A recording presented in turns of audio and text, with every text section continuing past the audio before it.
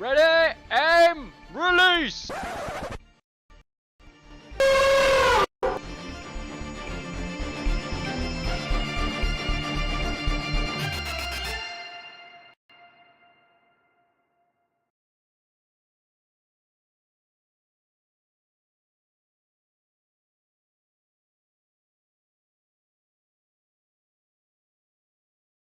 Right, we are back. We are back for another glorious week.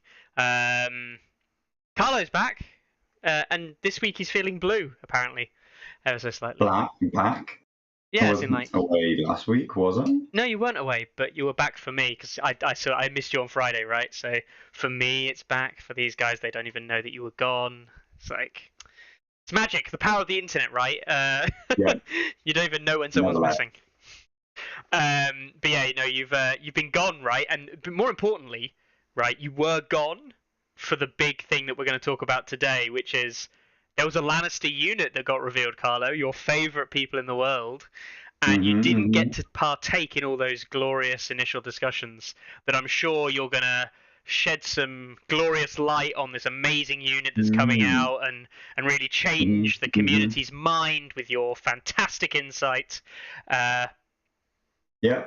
Where would we be without those hot takes? Exactly. So we did miss out on that. So I did actually. Somebody did tell me their abilities. I don't know, maybe like a month ago. Mhm. And I took it with a huge grain of salt because like these leaks have been so entirely wrong before, but they were 100% right. And at that time, I read them and thought, well, I hope that's wrong. Yes. We are, of course, if anyone doesn't know, talking about the Castle Rock Honor Guard. Yeah.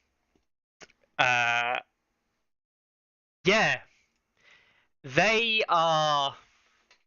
Well, let's for the purposes of the recording for the podcast, right? They are a 4 movement, 3+, 7/6/5 profile in melee, with 3 armor, 5 morale. Nothing that bad there. If anyone's played Queen's Men, these are basically equivalent. And then it comes with 1 ability attached to their melee profile, Lannister Oppression. Before rolling attack dice, you may expend condition tokens on the defender. So you're spending them on the defender to gain the following. Panicked. Until the end of the turn, defender loses any abilities and may not be the target of friendly tactics cards. Vulnerable. Attack may reroll any attack dice. After completing this attack, restore 2 wounds for each of the defender's destroyed ranks by this attack. And weakened. Attack rolls highest attack die and gains Sundering. I mean, can I just ask for a start? Oh, by the way, somebody has this box, right? Yes, yeah, people have this box. Yeah, they've been released, I believe, in Polish now, and they are now being, I believe, started to move around from the Singapore, Russia regions physically. Yeah. As usual. Yep. I mean, we haven't actually said the points cost of this unit yet. Do you think that's a fundamental part of the unit? It's a 5, right? It's a 5. No, I mean, surely for the 5+ morale, 3+ armor, you probably give them like 6 points, right? Yeah, I suppose they're slightly better than Lannister guards. Yeah. No, this is an 8-point unit.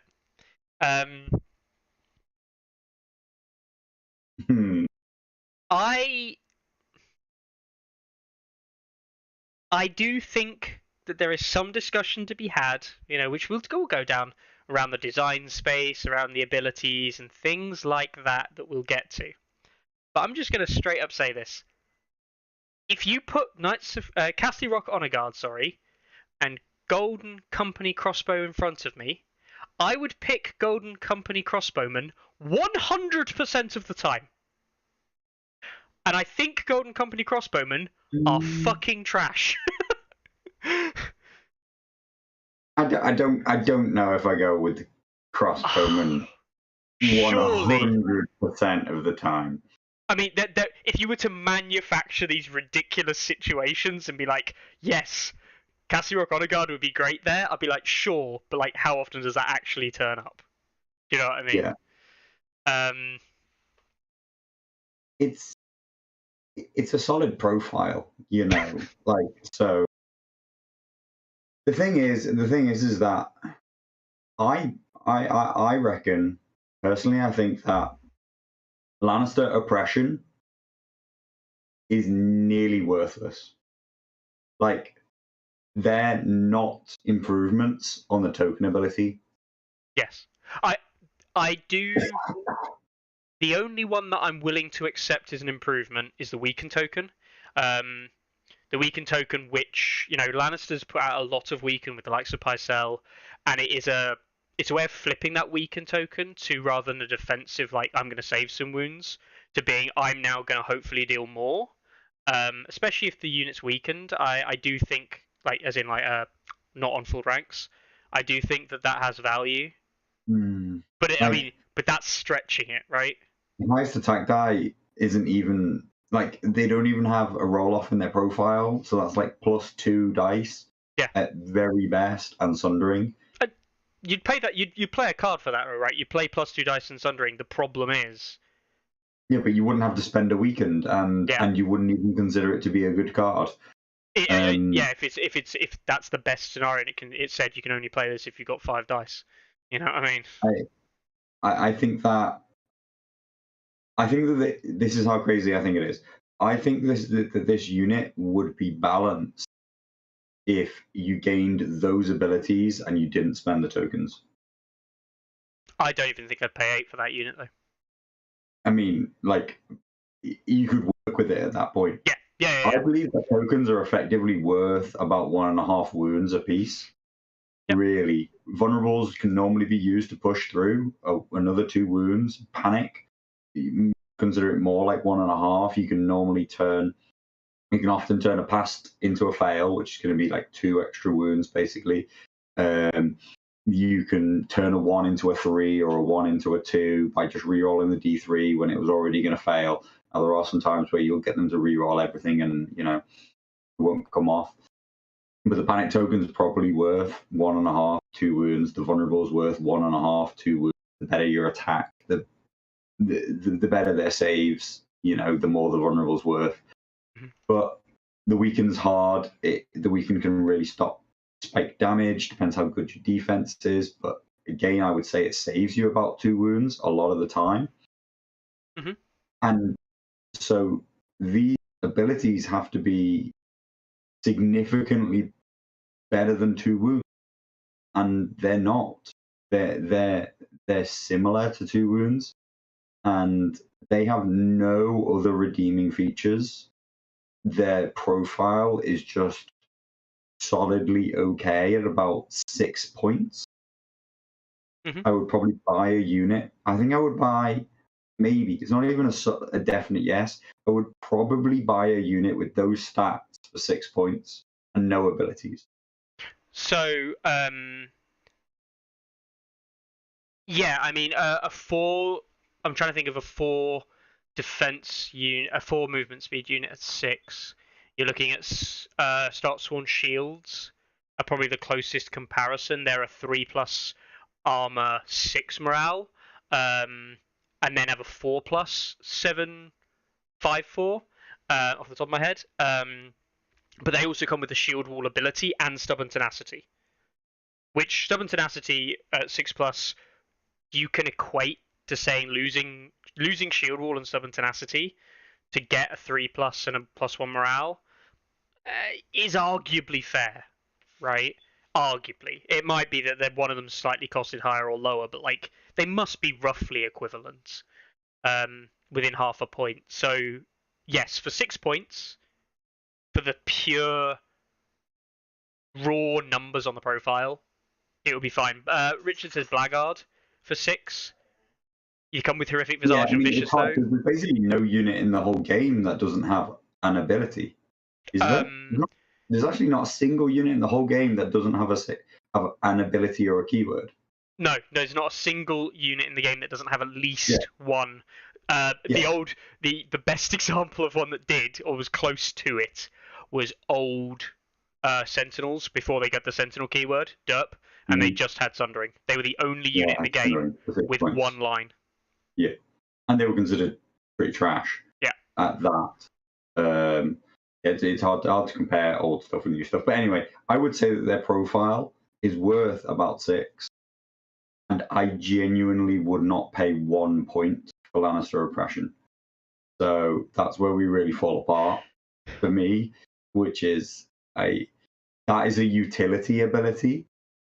You know, some people are saying, well, sometimes these tokens can be worthless on a certain unit. Yeah, vulnerable might not be great on somebody that has a 6 of armor save. You can use it now to turn it into healing or something like that. But that's like a side grade option. That's a utility use, not just my ability is better than vulnerables. So if I get a vulnerable, I turn it into this. So I'm just very, very, very disappointed. Also, like, in the nicest possible sense, like, depends what you're trying to achieve. In that, like, a 6+ armor, and Carlo, you know this from having played it and worked with it and playing against it. Put it as a 6+ save, and they go on to be like, right, I only need to make 1 and I survive this attack. They make 1 and you go, well, fuck you now, because that's it. The objective of that attack was to kill me, and you failed to kill me now. And that happens. I mean, I've seen you do that with Night's Watch, like a Night's Watch catapult, right? I've seen you do that with other stuff as well. Poor fellows, I've done it myself with my free folk a lot. And setting up that vulnerable to get that reroll is actually quite important because it makes the odds of people not dying worse, and sometimes that's the objective. The other one I've seen a lot, and I do actually have a question for you, Carlo, because this is actually this is important for 2 reasons. But the panic token, until the end of the turn, defender loses any abilities, right? It uses the term any abilities. Not all. Right. It uses the term any and not all, right? Does this mean that as the Lannister player, you have an element of choice to what is lost? I'm not sure what abilities you wouldn't want them opponent to lose. Disorganized from Free Folk, Raiders, and Conscripts. Yeah, okay. That's the only one off the top of my head, but you specifically would never want to remove that because it is actually a direct increase in your damage if they fail that panic test. Yeah, okay. Yeah, there are, yeah. But I don't know. Which you wouldn't want to turn off. I would, no. I think that's just classic sloppy Simon wording. I don't think that is the intent there. The reason I say that it does not imply any. I'm just rereading it here. It does not imply any element of choice. It does not imply that the attacker chooses.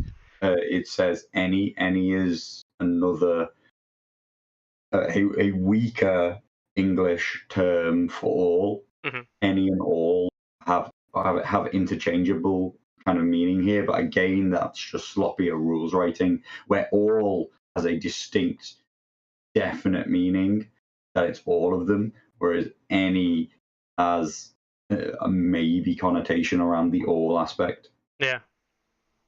So the reason people, because when this first got revealed, people were like, oh, we can spend the token. I was like, okay, what abilities are Lannisters looking to remove that you otherwise were having struggle with? Now, obviously, Hardened is a big one. It does allow some playthrough Hardened, but there's already better playthrough Hardened. Doing melee attacks is not the answer to Hardened. Strangely enough, you know what is good against Hardened? Failing panic tests. You know what makes people fail panic tests more? Panic tokens. Like it's fundamentally this. I like you were saying, you probably wouldn't pay a point for this. I actually think, I completely agree. By the way, I think the ability is fundamentally flawed in so many ways because it also, and talk about design space today, it plays around and plays away from the Lannister design space. if it was a weaken token that you could spend to remove abilities and not target, that would suddenly raise the value of this ability massively, because it wouldn't compromise your ability to do damage. I do think that panic is probably the best. Yes. The removal of all abilities can be the most important. Yes. But you're only removing defensive abilities because you're only doing it on your own turn for the attack. Now, if this was for the round, we'd be talking a totally different ball game, but we're not. As always, we're talking about very short-term removal of abilities here. And there aren't that many abilities that we want to get round. There is Harden, there is Iron Resolve, there's they're saying Iron Makers, the +2 armor from Iron Makers. Yeah. I forget what that one's called. There's Stalwart. There's a few other things, and you can deny some pretty important cards. You can probably deny. You can deny Dauntless. You can deny basically units that are focused around kind of a chain of results around morale for passes normally. Mm. So it pushes you into like having a guaranteed effect that they won't trigger stuff off of a past morale, but you lose the chance to like risk failure anyway because you're getting rid of that token, or you're really reducing your chance that you get that failure. Yeah, I mean, like basically you can think of the worst case cards that it saves, Watch on the Wall, things like that. But overall, I just I still think that is its most corner case advantage. That's his best thing, is when you're turning off a whole load of stuff. Yeah, Swift Retreat is probably one of a really important one there.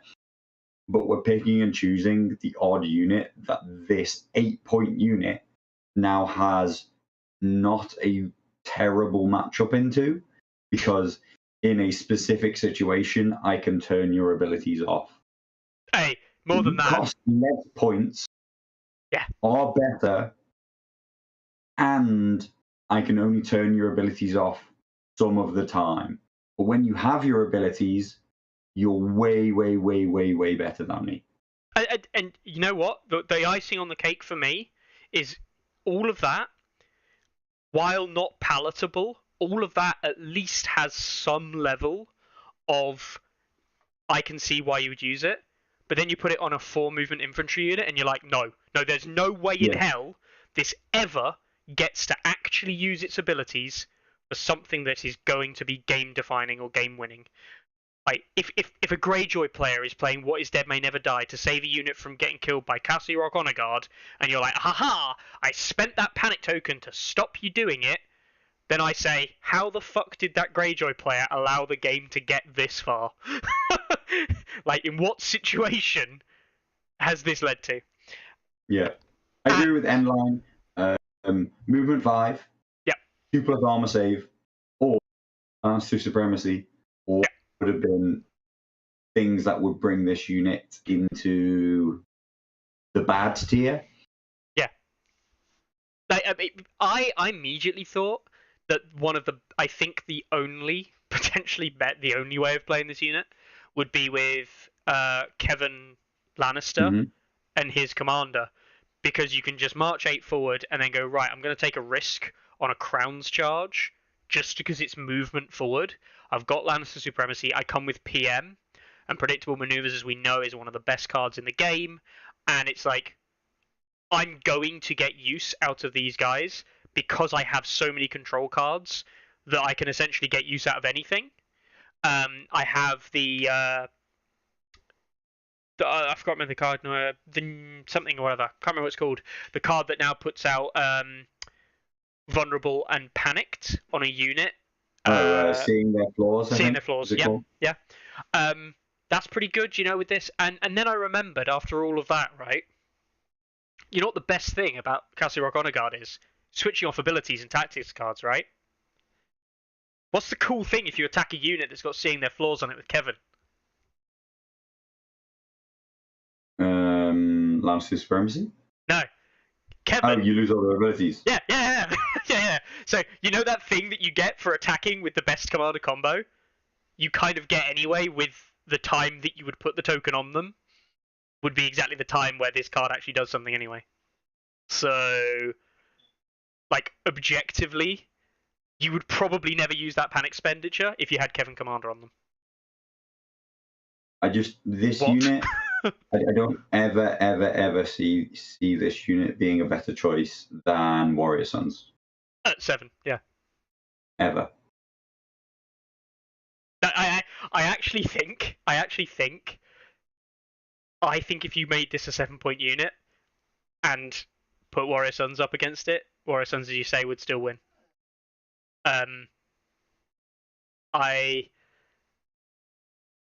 This unit annoys me. This unit annoys me because this is not that far away from Champions of the Stag, right? In terms of profile. The Champions of the Stag have putting out tokens galore, and they have a cav move, and they get a +1 armor on top of all of that. Like, yes, you can't do cross-faction comparisons, but you can at least look at two things across factions and go, well, they're shit. And say, they're not even good in compared to Knights of Castle Rock Flame Men. Yeah. You know what I said? I said this yesterday, right, Carlo? Do you know what's better than turning off an opponent's ability for a turn while you attack them? Probably just killing them. Yeah, just killing them with Flame Men. Just fucking. Guess what? You don't have abilities for the rest of the game if you're dead. That's a much better solution. Yeah, guys, it's a dumpster fire unit. What the hell have they done? It's not even good models. You know, there are some people out there who think that they like the models. Maybe we'll see some stuff in person. Maybe it won't be as bad as the renders looked in terms of models, but I like nothing about this unit. Nothing about this unit. This was actually seen. Captain guy, second one in from the left. He looks the worst of all of them.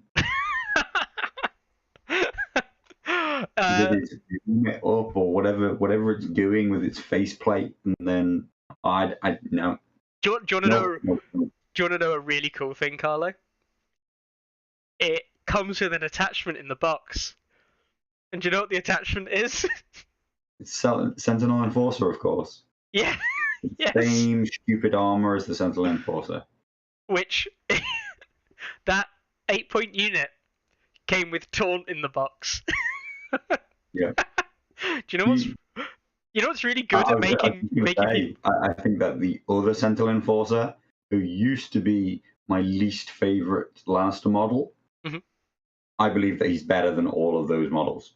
So these have now become my 5 or 6 least favorite models.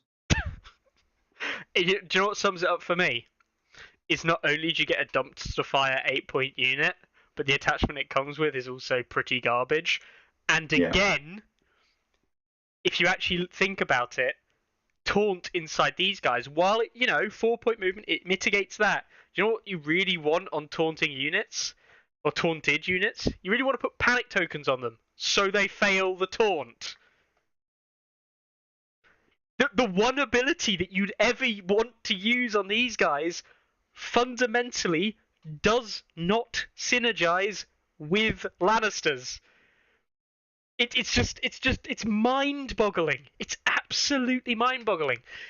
You used to play Lannisters, right, Carlo? What is one thing? A long time ago. I know, right? What is the one thing that you thought had value in terms of like setting things up? Would you say Warcry to put out panic tokens, vulnerable, good, but panic tokens was vitally important because it raised your damage output. And now you're actively saying you want to reduce your damage output with Lannisters who struggle to put these tokens out. I can't. I'm done.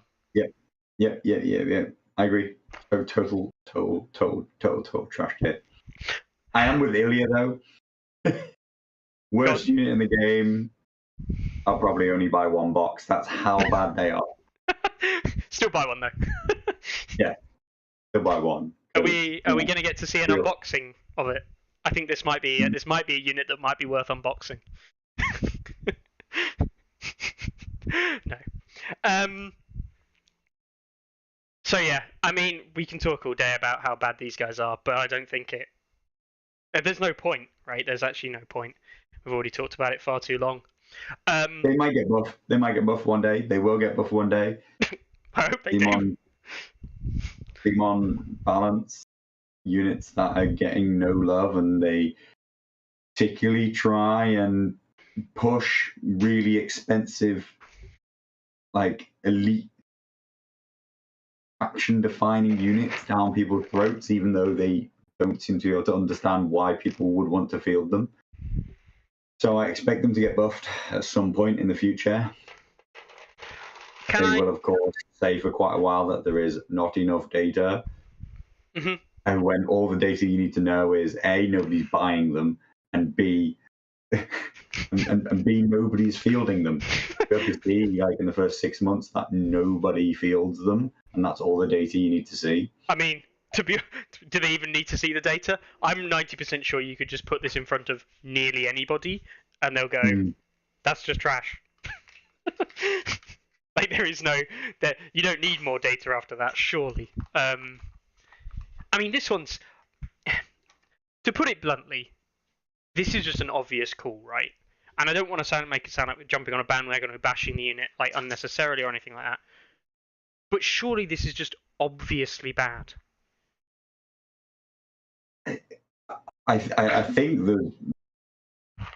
there's incredibly widespread community consensus that this unit is trash. Like I have not yet seen a single person come out to defend this unit. I have to say, I did. A couple of people say, I kind of like the aesthetic, because the models are always going to be, personal opinion. But I've yet to see a single person defend the unit as good value at 8. I did see someone on Facebook defend it. And Facebook doesn't want Mickey. I know, right? But this is how curious I was. I saw someone try to defend it, and I went. I read the full comment and was actually interested, because I was like, "What are you smoking to come to that conclusion?" And he said stuff, and I was like, "Everything you've said in that whole dialogue of what you've just said says you don't like this unit. You just find it interesting." You don't actually think it's good. You just think it's interesting. And, people can find things interesting if they want. So, Lannister, Cassie Rock on a guard, coming to a shop near you soon. I'm sure many Lannisters will play the unit, realise it's trash. In case anyone's wondering where I've been for these past couple of minutes, I've been mixing up the dog food. She hasn't eaten tonight. And if I had some Lannister Cassie O'Connor guard, I would probably try and feed them to the dog, although they'd probably make her poorly. Not because they're plastic, but because they're bad for anyone's health to even see them. Anyway, shall we move on with nicer things in the world? Yeah, let's move on to something else. Oh, do you want to actually? There you go. This was at the same Polish event. Just why we got the same image up. Oh, look, it's an elephant. As I discussed last week, the elephants are playable by comparison. Rip.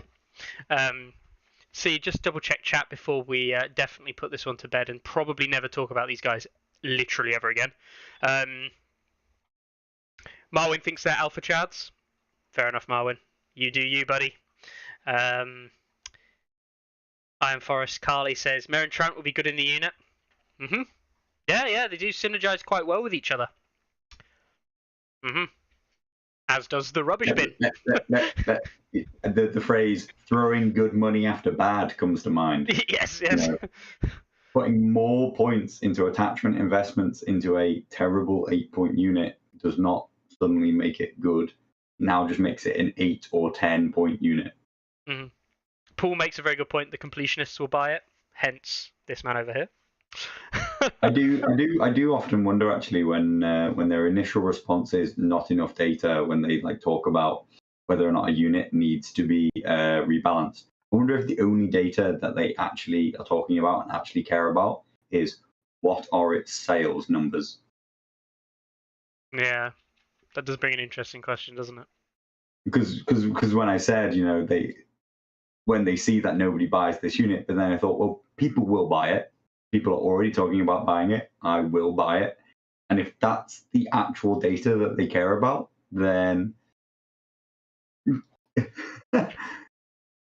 I mean, actually, Paul Spurgeon, I didn't realize there's a comment here that he actually points out a very good point of this unit and the models, Carlo. Most of them appear to be right-handed. yeah, they have got that bit going for them, and yet they're still terrible models. You know what? We'll give them 0.5 for somewhat accurate depiction of men wielding sword. Out of 10. Yeah, no, yeah. Carly, if I won these at a tournament, I would reject the prize. Oh, yeah. I'd give them to someone who wants to play D&D. Here you go. Here's some nice guys to maybe paint up if you like them. Anyway, so that's that done. It did lead on to a wider topic I wanted to discuss today, really. Which again could be something that we go way more in detail with. But design, right? I think what this tells us is a lot about specifically Lannister design, which at the moment is pretty bad, right? And when I say that, it's just it seems disconnected. Yeah. What actually wins games versus what actually works, right? You're asking somebody who I don't play them because I don't see any interesting design there. Right. And then I think the thing for me that really summed this up was that it was the honor guard, right? Because for me, it just showed what they thought Lannisters were about and what they were trying to achieve. Was again, there's just a fundamental issue with what they're trying to suggest the unit does and what the faction is supposed to be doing, because it's not like that style that it's not about whether it's competitive or not. It is counter to winning games. It's counter to enjoying games, and it's counter to feeling like you're having an impact in a game. It just feels very off, and I'm really struggling with it. And actually, I was going to do a bit of a breakdown of a unit which I didn't touch on when I did my Stark overview, but something I noticed specifically when we talk about certain design philosophy behind certain units, right? I'm going to bring up these guys. We haven't talked about them enough, perhaps. Don't appear often. Don't talk about them often. House Mormont Bruisers.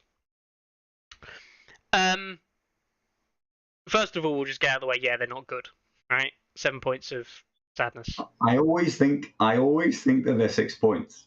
Yeah. And I don't even necessarily think that they're a great 6-point unit. No. And then I always look at them and I'm like, holy shit, they're 7 points. Yeah. I'm just like, oh. So there's a massive problem with bruisers. In that they don't work. And I don't mean that as in like you put them on the board and they're not very good. The philosophy behind how the abilities work just doesn't make sense to me. If they're getting attacked and losing ranks, they get more bonuses. Yes, that's what we like. We like getting more bonuses. We're Starks, we have Catelyn. We might be able to put ourselves on max ranks after taking some wounds. Cool, awesome. And they have Counter-Strike. So everything about these guys says, I want to be attacked. Right? Except the defense profile's shit. Mm-hmm. So They're just going to get attacked and like half killed easily, right? It's not even a question. And then you add into this, right? Okay, well at least if I'm getting that attack, I'm going to hit back with like 2 keywords and things like this. I'm very rarely going to get one shot, but I'm going to get these big attacks back. And I would always say, not really, because the way that people play the game with like a late charge into an early charge and things like this means that this unit's never going to get a completely free attack unless the opponent hasn't killed it in 2, most likely. Mm-hmm. And then I thought, more about it and was like, start Sworn Swords, now they'll cast start Loyalists, Precision and Crit Blow, She-Bears if you want to go that route. All do exactly the same thing as this unit does, for cheaper. Yep. And have a point more better in defense. Mm-hmm. They're more likely to survive those incoming attacks. And then do the thing back. So what you're paying for in this unit, and purely what you're paying for, is the flexibility of which keyword you pick between Crit Blow and Precision, which I do think has a small amount of value, and Counter-Strike. Counter-Strike is a 1-point ability. We know that because we're kind of a 1 point. Maybe they value it at 2 points. It's hard to say because of the whole Rick on Osher thing. So what are you paying for? What are you paying 7 points for with this unit that 5 and 6 points isn't getting you? I struggle to see it. And this was where I was saying that the design philosophy is wrong, because in lists where this appears, where you want it to be taking a brunt and then being aggressive back, it can't do because it gets out activated because it's a 7-point unit. And in lists where you want to go late into the round and a high activation list, and this is like your puncher at the end of the round with 7 dice on 3s with like Crit Blow or whatever, doesn't work because you're taking a 7-point unit in an attempt to out activate your opponent. And there are better things at doing that, like House Tully Cavaliers at 8, even She-Bears with Warcry at 6 and things like this. So for me, I just fundamentally don't believe that this unit works in any stretch of what it's supposed to be doing. I struggle a lot with it, and I think it's a unit that I've seen people try, and the more I've seen people try, the more I'm actually convinced that you shouldn't and can't design lists around getting the most use out of this, because every time you start to design lists, the weakest component in the list becomes this 7-point unit. And that's a list tailored around it.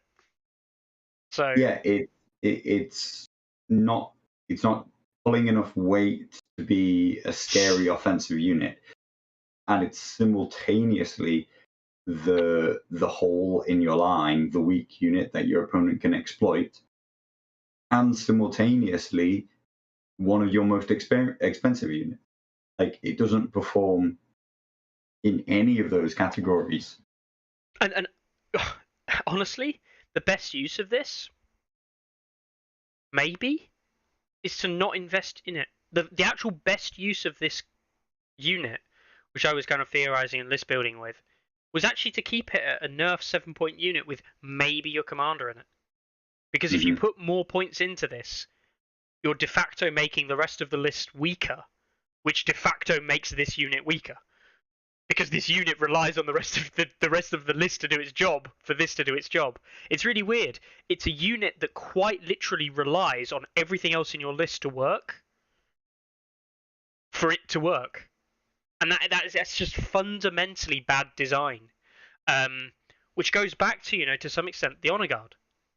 Yeah, I think that it feels to me like a lot of units are costed around this idea that you will stay in one-on-one combats for like front on front, one in combat, one-on-one combat for multiple rounds.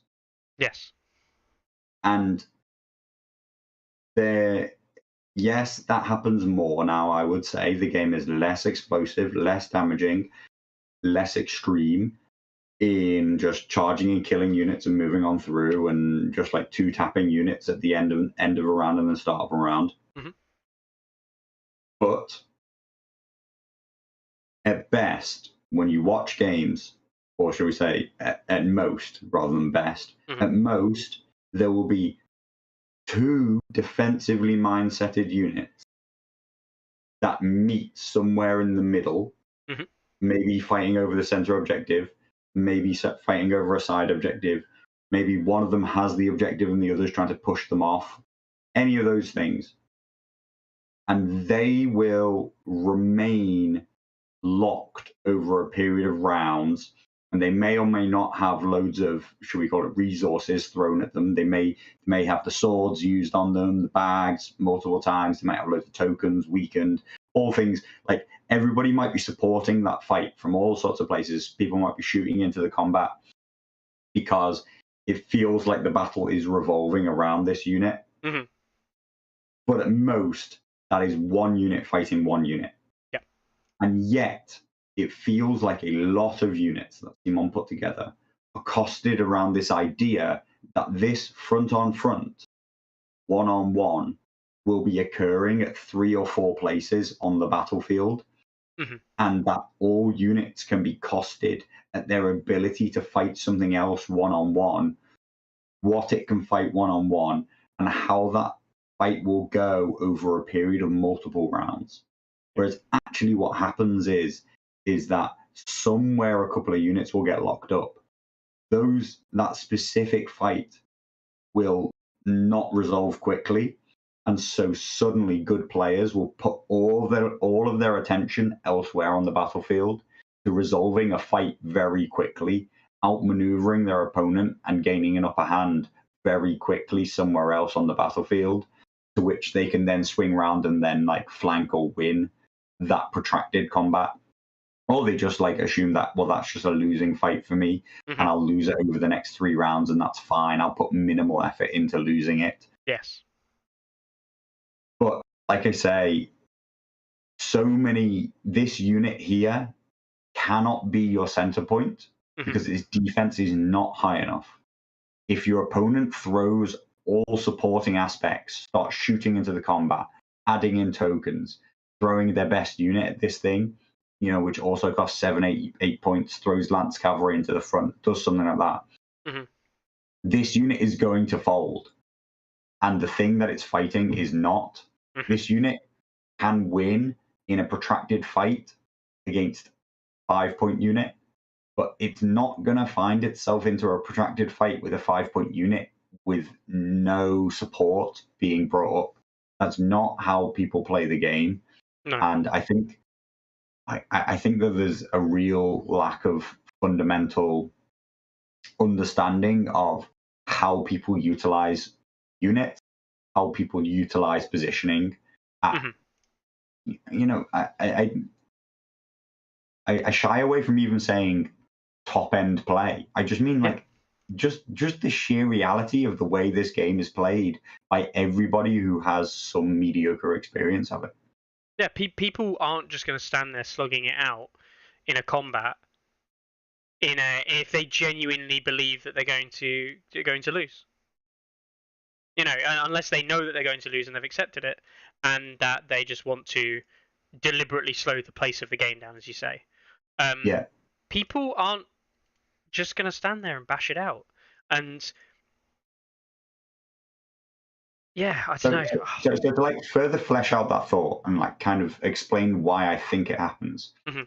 is effectively, I feel like, say we were talking about like more like Warhammer Fantasy, Yes. right? Or Kings of War or something, right? Something like where the tactics board and the tactics deck didn't exist. Mhm. Now, if both of those things didn't exist, we can cost units around this idea that they will end up in front on front combat and will last there over a period of rounds. Mhm. And this is a very important aspect of the game. But because of the way the tactics board allows huge amounts of resources to be focused into a single combat very, very quickly, that a single unit can attack many, many times in a round, can charge and then attack, and then can charge off of the board, can gain extra attacks off of the board through tactics cards, can even can surprise an opponent with its positioning because of cards, can get into new places that you didn't think, and create charges that you otherwise didn't think were possible. It's no longer worthwhile costing units around their protracted combat ability, because all of those things combined and the way the game plays means that it is way faster, way more dynamic, and way more like intensive, shall we say, than these more traditional war games where we just talk about block units that move around in very predictable, steady formations and predictable maneuvers. You can see somebody getting flanked a long way off in a game like Warhammer Fantasy. It takes multiple turns to set up, or a whole flank collapsing before that happens. Whereas in Song, a flank can occur incredibly quickly. It can be just the use of an ability that you didn't see coming. It can be a retreat which goes off in a direction that you didn't think. It can even be a retreat which rolls a higher dice roll than you thought it was going to be. Or more specifically, it's a card that gets played in response to something, which allows a unit to reposition. And so these positions then very, very quickly capitalize into a unit dying and the whole game swinging. And it's not about 3 units fighting front on front against 3 other units with maybe 1 support unit and 1 cavalry unit kind of like kicking around. Yeah.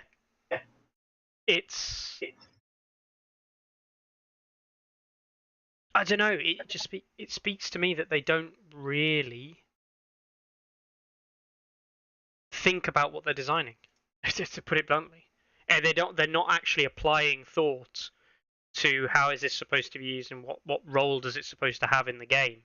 And they're just designing things because they think they look cool. I know Carly said it in chat, it's like, oh, they have a mace, let's give them a mace ability, and then have a buckler, so give them counter strike. Like that is legitimately what it feels like. And I don't want to just sound like I'm bashing House Morton Bruisers, right? I actually do think that they have a role. I do think that they have one. I think that you can use them. The point was never about that. It was so much as that, and again, the Honor Guard just really capitalize on this. There's just things that either do it better or fundamentally are just the same thing, just in a different shape. And this is where cheaper. And cheaper. And that's again, it really sums it up. Like I still can't get over the Honor Guard expending panic tokens and Lannister's lack of token generation being like the biggest weakness, that they're very bipolar, binary kind of like flip-flop of the Lannister deck being.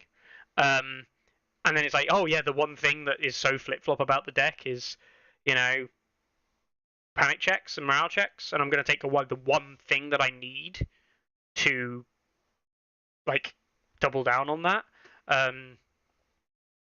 Yeah, it just seems it's just so flawed. Yeah, I think, and I agree with Carly when like why do Simon so highly value outflank, right? It comes back to this question. Yeah. And when you think of the battlefield as being like these units like coming forward and locking front on front, yes, a whole unit, particularly like a cavalry unit or an explosive unit appearing in the flank or even in the rear of that battle line sounds like an incredibly powerful ability. But the reality is, as I say, that generating flank charges is not difficult and complex, especially if your opponent isn't fielding one of their units on the battlefield. There is too much space in the game to cover to stop your opponent from getting around your flank in some reasonable amount of time. The only way that you can deny it is if you turtle in a corner And that is never a good competitive strategy in anything outside of maybe Fire and Blood. And even then, it's an incredibly questionable strategy. It takes a very good player and very precise movement to deny flank charges effectively. You know what? You can deny them. You know what I'm going to say, right? We're touching on the one thing which in my head is where the NCU problem comes about, right? Because the best way to solve all of these problems is just to run more field units where you can just go wall to wall on the board and But do you that. can't. Like But even 5 or 6 units at 40 points, you're still not going wall to wall. but you can basically do it, right? But it negates the fundamental problem of that being that isn't a good strategy because your opponent can always activate after you, which means that the unit that you hang always gets charged and always gets aligned to 50% so nothing else can charge it. Therefore, the unit that you want to hold this line just dies. Yeah. And then from that point out, it's just literally game over. Because now you've got a hole. Your whole strategy was, I don't have holes in my line. And the very first unit that comes forward gets killed, and now you've got a hole in your line. Yeah. Like, that's the problem. And your opponent, because of tactics board control and because of activation advantage, which they'll inevitably have if they've got more NCUs, allows them to control the resources of the game.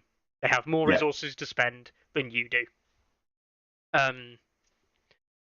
Like that's the circular argument, if you will, and why the meta is what it is. Because they want us to play in this way, right? They want us to play with these walls of units and low NCUs and things like that. And then we're sat there being like, yes, but this is why it's bad.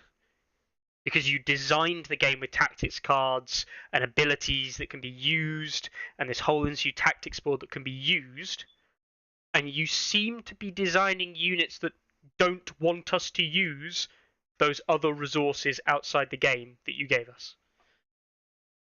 Yeah, and again, like I've said it before, to me, why would you ever shy away from the tactics board and the tactics cards? Because they are the singular, unique selling point of Song and the single thing that makes it a worthwhile game in my mind. There is nothing otherwise incredibly unique about an I go you go game system. No. They're relatively simple. Design space is, like, okay, it's relatively attractive. Their 12 models to a unit is, yes, okay, quite, again, straight out the box, simple, pre-built models, don't pre-colored plastics. They are all easy ways to get beginners into the game. I'm not actually a huge fan, I would say, of the rank-based attack system. Like, I don't think that it's not revolutionary enough or good enough that you're like, wow, that sells this as like a fighting game, like on the tabletop. This thing, like, this has really brought fighting games forward. And so, what is unique and special about this is the tactics board, the zones that it brings, the way that it interweaves with the story and the NCUs and the way they have an influence on the battlefield, and the tactics cards, and how there is a real flavor to every faction and commander based on those tactics cards. And I do think that that is, on the whole, pretty well implemented. On the whole, characters do bring their own style to a faction. Yep. Every faction has its unique style, has its unique flavorings. Why would you ever want to shy away from those things? I think that the game became tactically worse when they made every tactics deck worse, or like effectively less impactful. Yes. Because of how powerful some of the imbalances they had created were. They didn't need to nerf all the decks. They needed to make them all equal. Mhm. But instead, they reduced the power of everything because basically they wanted to. There's less chance that there's going to be huge power disparities when the highest power level is much lower. Mhm. And I think that they've, ever since their initial creation of the game, shied away from the things that make the game the best game out there, and that's a problem. Yeah, I mean, we've talked about it a lot in that. Yes, we're competitive players, right? We would always call ourselves competitive players when it comes to the game.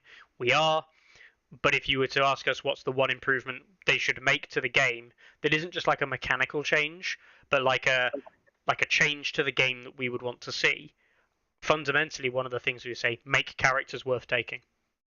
Like if it's a named character, if it's fucking, I'll just use like the Martells aren't out, right? And we'll probably see the Viper if he's a commander, which we are believes that he's going to be a commander in the new Martell deck. We are probably going to see the Red Viper in loads of Martell armies. Okay, yes, the choice is limited, but also because of who he is. Oberyn Martell, fucking everybody wants to put him on the board. Right? Mm-hmm. So he should be a commander. He should have an attachment version you can take. He should be a fucking NCU. You should just be out of like, right, I want to have Oberyn in my army. Where do I want him? Where can he go? Because everyone wants him. Jon, fuck it. I want Jon in every Night's Watch army because Jon's freaking great. You know? And we already see Jon's play rate being astronomically high. And it's because people love Jon. It's not really to do with his power level. I would love to see. Doesn't hurt though. Oh, it doesn't hurt, no. but like, we just want to see these characters that we liked from the books and from the TV show on the board because the characters what made the stories interesting and things like that. And you can't put characters on the board like knowingly and sit there and say, not only have I now got a game that I enjoy playing competitively, but it's also like I like the lore behind this competitive side. You know, yes, the competitive gaming for us is always going to take prime spot, but that doesn't mean we don't want the characters. It's that we feel we can't take them because it puts us at a disadvantage. Man, just like design things they're moving away from, and it really does seem they're moving away from it. And you know, this new swathe of stuff we've seen from Golden Company, the Lannisters, some of the later unit releases like the Mormont Bruisers for these guys, some of the Stark stuff.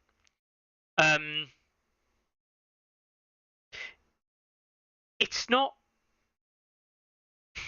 like it's all bad. It isn't. It isn't all bad.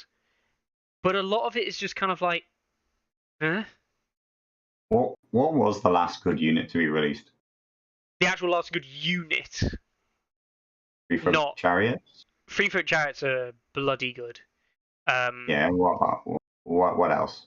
Starks, Carstark. You know what? I'm gonna say they're not bloody good, but Carstark Loyalists at 5. Okay, they're playable. Okay. Yeah, they're okay. Yeah. They're okay. Yeah, they're okay. Lannisters haven't had a release or good release in far too long. Okay, Baratheon Highgarden, it's very questionable. Yeah, they're not. They're playable. They're playable. Yeah, so I think it's the other things in Baratheon that make them bad rather than them necessarily just being trash on their own. And Morale 7 on the pikemen, just make it 6. Also, having a 6-point cavalry unit without any 4-point options on the field, so you can't get the high activations that you need to make them work. Yeah. Drowned Men? Greyjoy Drowned Men? Playable. Yeah. I don't know. Yeah, it's all been very safe. And very safe or bad.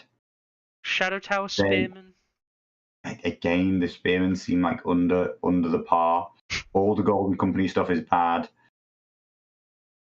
Cold Hands as a unit, but he's a character, so yeah, it's not really. It doesn't really count. yeah, I mean, Targs, Blood Riders, I guess, was one of the later releases, arguably Blood Riders. Now we're going back 10 months or something like that. But certainly we're going back 6 months, going back half a year to like pre-December basically. But Blood Riders were probably, I mean, they were roughly the same time as Chariots, right? I think Chariots were just after. Um, yeah. Yeah, yeah. Not that I want them to release like No. game-breaking units, of course. Like it's just an interesting thought that they're on a very, very release.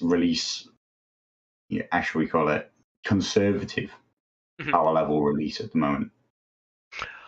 Somebody said for something very interesting, which I don't agree with, but it did make me think, right? So I'll just load up the Golden Company guys for a second. And it's these units being released, but questioning the use of 2021 in the bottom left-hand corner of these units. Mm-hmm. Were they ever designed with Season 1 in actual mind? Are these actually designed for pre-Season 1? They've just waited so long before they can come out. And so that we're actually seeing these guys in a meta where they were literally never designed to be released into. I don't know if that's plausible necessarily, but I can believe it. You know what? I can actually believe it with when they've talked about how long it takes them to produce units and the timescales and things. I can believe that CMON have designed these and then never thought about the update as having it to affect these, and they just never changed them.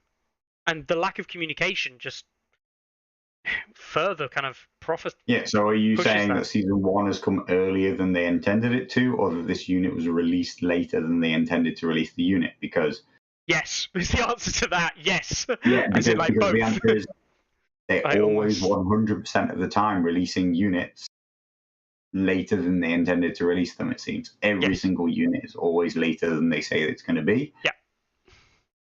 And yeah, of course they were designed pre-Season 1. I don't believe that they work on Season 1, like the actual SO1 changes, the changes that were made. I don't believe that they work on them for a long period of time.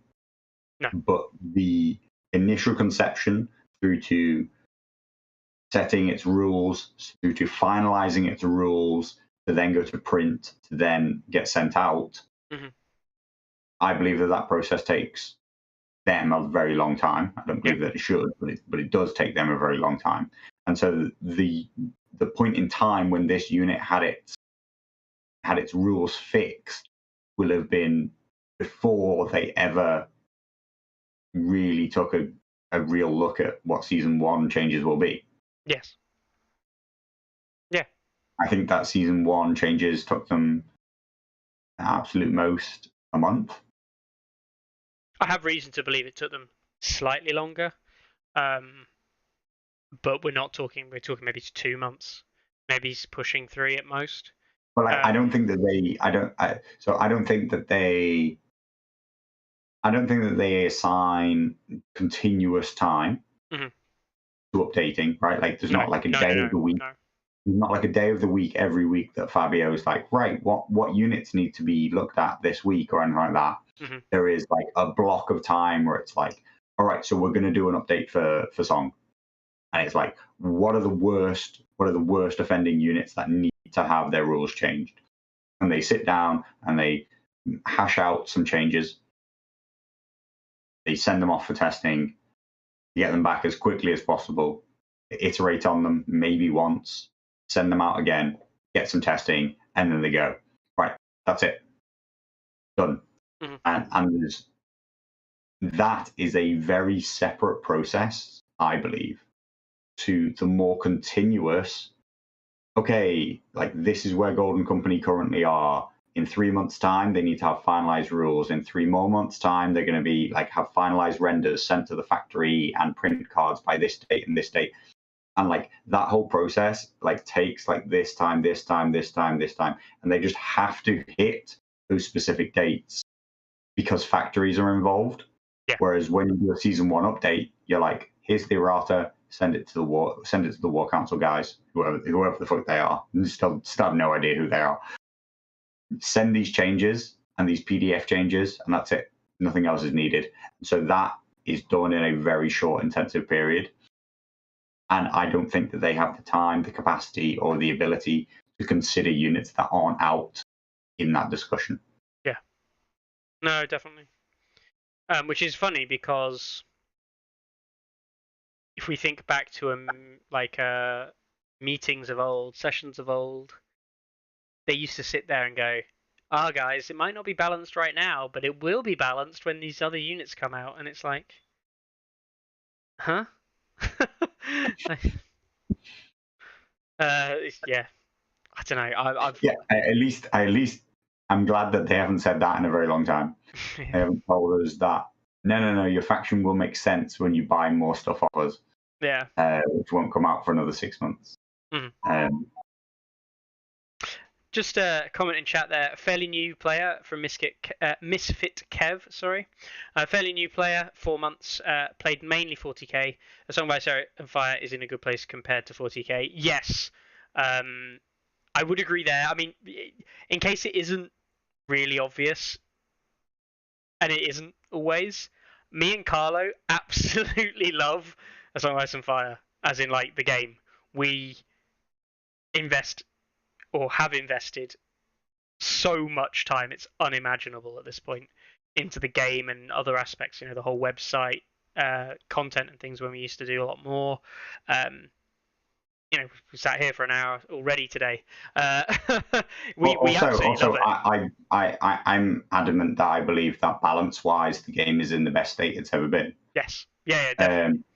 I do have some reservations about, like, as I discussed, I do think that is partly because they've shied away from some of the things that made the game truly unique, right? Like, yeah. I do think that some of that balance improvement, and it is definite balance improvement, some of the balance improvement has come at the game's expense. Like, I actually think that the game was more exciting and more enjoyable when it was more explosive, when there was more capacity for a good player to outplay their opponent because of card usage, because of tactics board play, because of certain things. But it is very debatable whether or not it's worth losing that for better balance, and I think that that's something that we just have to come to terms with. I do think that a lot of armies are a bit too similar now. The factions are less clearly defined. There's a lot of crossover. That also is always going to happen with longer or like more and more releases. More and more releases means that there are going to be more and more crossover in the factions, especially when one of their major design philosophies is that commanders kind of bring aspects of another faction into different faction.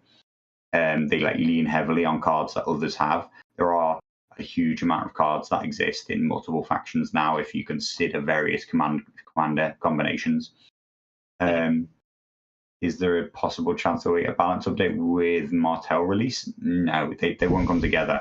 No. If anything, the release of the Martells will mean that they won't balance for quite a long time because they'll want to consider, or at least the Martells will never be considered within the balance update because they want to see where Martells exist in the ecosphere. And I would say that it will take time, design time, and like team time away from what would be considered balance time. It's really so. There is part of me which comes into like a news release anyway, which we're going to talk about later on. Part of me thinks CMON have been very quiet I am willing to bet, not strongly, but the LGT in September may. This is a big may, and Carlo be like, no way. Carlo doubt on this one. May be played under different balance. And yes. Yeah, so. No. Big X, yeah, big X is out. Carlo doubt face. No, big Carlo doubt. Do you know why? I'm willing to bet that Martell's could be out in time. Yeah. From Singapore, more likely than from your actual friendly local gaming store. I believe that at the very least, Martell leaks will be out, but I do not believe that there'll be a balance patch. I don't know, right? The reason I said that I was willing to place a bet on this, because I can see Simon doing it. I am willing to say that Simon will balance the game after US Nationals. I believe US Nationals will happen, and because Simon will be present, that will be enough to spark them to do a balance update, almost regardless of what actually happens at the event and regardless of who attends. I'm actually fairly convinced. Because we haven't heard from them in any other way, shape, or form. And when does a season end for them?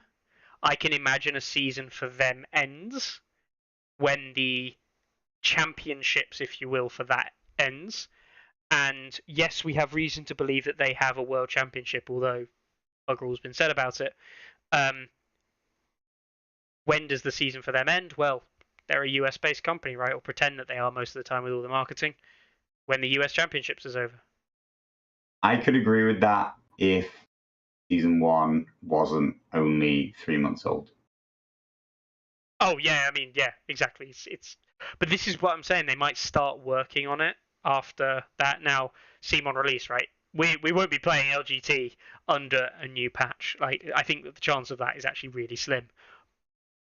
But yes, the reason I say that initially. And yeah, if you say what they're going to do is they're going to be present at US Nationals, and then that will trigger them to want to rebalance the game, that's going to take them longer than the time it takes to get through to September. Probably, yeah, almost probably. If season 1 hadn't come out and all the cards still said 2021, I could agree with you that they may be targeting post US Nationals for the 2022 update. But now that the cards say S01 on them, I do not believe that they are targeting season 2 to start after the US National. I mean, even if they did, right, they wouldn't deliver on the promise anyway. It would be like December before the patch came out. Yeah, we're not going to play. Like, I'm under no illusion here. We are not going to play LGT under different balance. But if the bet was available, I'd be like, that's exactly the kind of thing that Simon would do, in an attempt to try and rush a problem or anything like that. I definitely think that the balance will start though after that, and then we'll see where it all leads up to. Right, we'll see where season 2, if they want to call it that, whatever, 2023, if they call it that when it gets released, whatever. We'll see where that balance takes us in due course. So yeah, that was kind of just my line of thinking there, around Simon. It's not 6 months old, Howard. It came out at the end of February. Yeah. Strictly speaking, it's effectively 4 now. We can call it 4 for the purposes of today's episode on the 20th of June. But yeah, it's 3 to 4. Neither of us are right with 3 or 6. Yeah. It's close enough. The thing is, it's close enough, right? Halfway between. It's not. We'll see. We will see. We will see. I hope they do a balance patch, and I hope they definitely do a pass over some of the stuff. Why do you hope that they do a balance patch? Why? At some point. Well, yeah, at some point, of course. Yeah. So I hope they do one at some point, because ultimately, I think there are a couple of factions which are, personally, I don't like the design of the faction, which means I don't think it plays well. Greyjoys to some extent are one of them. I think Starks are another one. Like, I just don't think the deck plays very nicely. I've been playing Starks more recently, and it's not that I find it underpowered or anything like that. I just think But you're talking about pure baseline design philosophies. yes, yeah. Yes, They're not going to change more than one or two cards in a deck at best. yes. That is a separate issue, right? But I do think like a balance patch or a new update, or whatever you want to call it, is required for those things to happen. Like, they're definitely not going to change if one doesn't happen, if you know what I mean. And also, you know why? Else is as tiring as it might seem. I am fed up with people complaining about what is pretty good balance. Yeah, see, you want a rebalance, but for the community's sake, not because the game needs it. necessarily demands it right now, not because the game state demands it. No, the game state. This is the thing. The game state says tweaks should be made, and I do mean small tweaks. Like, we're talking like, apart from an FA. I mean, yeah, this is how big it is, right? No, this is actually it, right? The game would benefit less from tweaks than it would if they actually released a proper FAQ. An FAQ would actually have a bigger impact on the game than any tweaks I believe they could do, outside of maybe Endless Horde. That's probably the only game-defining, game-breaking, game meta placing, whatever you want to call it, like tweak they could make. But an FAQ would probably make a bigger impact across more people's games, and it would be better for the community as a whole than any tweaks would be. That's true. There will never be a backlash to the release of an FAQ. There will be a backlash from the casual community base around, oh my god, you've rebalanced the game after 6 months. Yeah. So that's where I stand. But now, just to answer Bearded Links, I'm not saying that changing 2 cards and a couple of units can't vastly improve the power level, but it doesn't redefine the faction, right? It doesn't like totally change the feel of the faction, which I think is positive. It seemed that like basically what Mickey was describing was that he felt that Starks and Greyjoys, their feel is off, that their whole design philosophy is off, and I don't think that you're going to fix that design philosophy with a couple of card changes. No, it requires. So that's why I'm saying, like, balance-wise, the balance is better than it has been.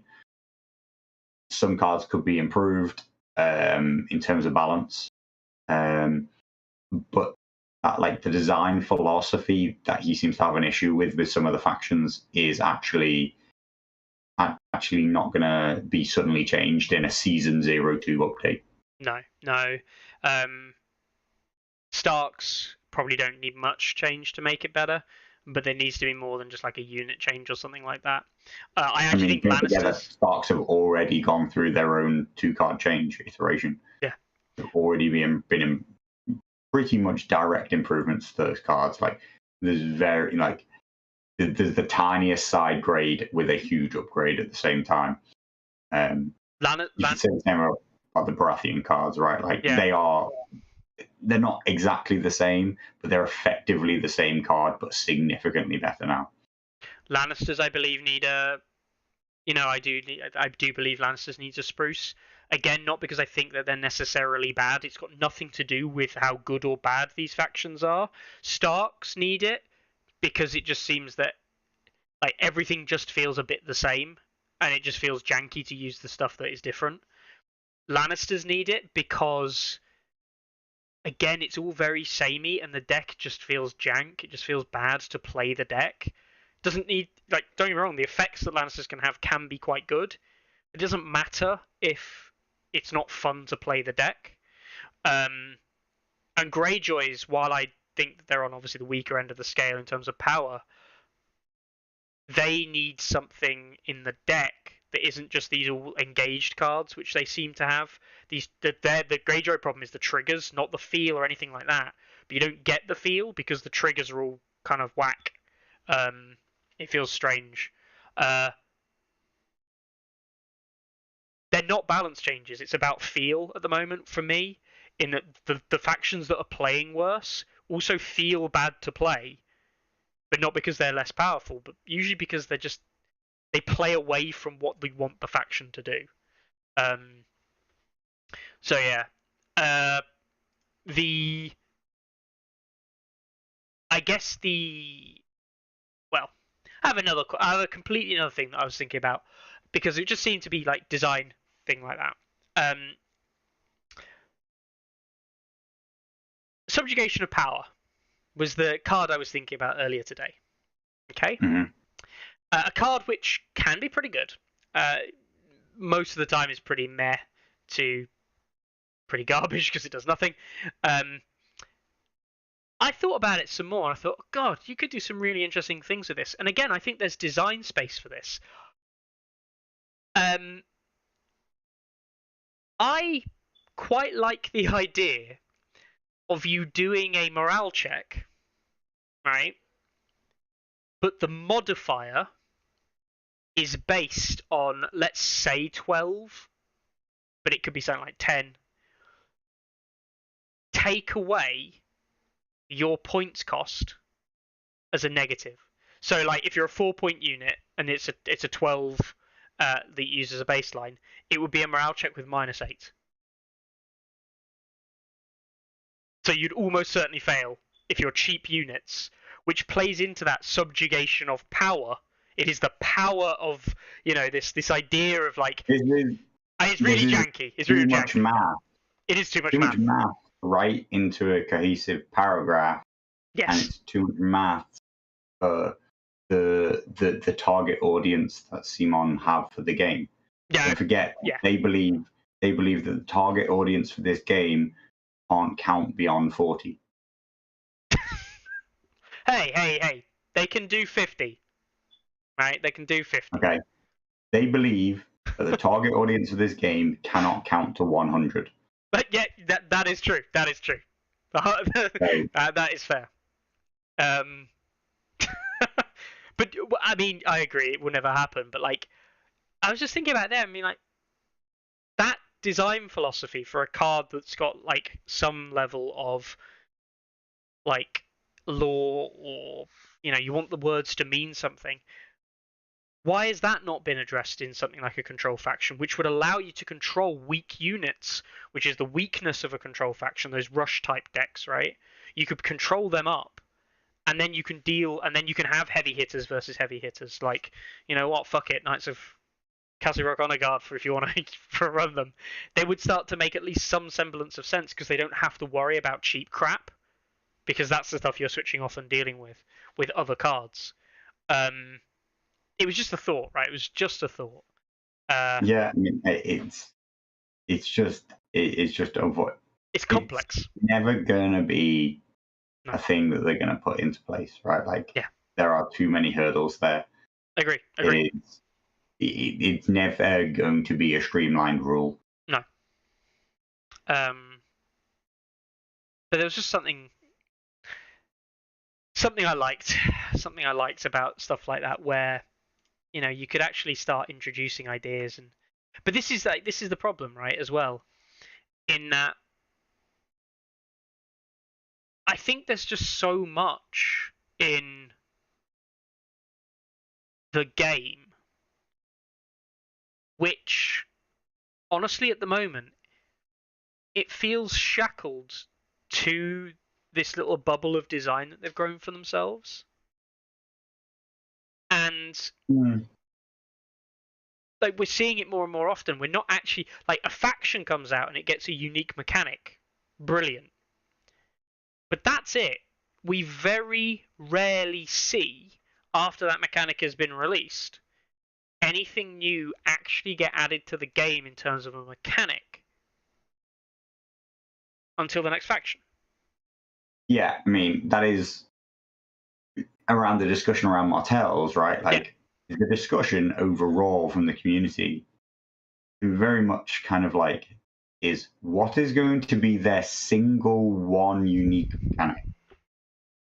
Like, and a lot of people really, and a lot of people have kind of cottoned on to this idea that it should be something akin to like a poison type mechanic. Everybody seems to think, it's not even, and with them, it doesn't even seem to necessarily be what is their unique mechanic. It's like, how will they implement what we think is going to be effectively poison? Yes. Like,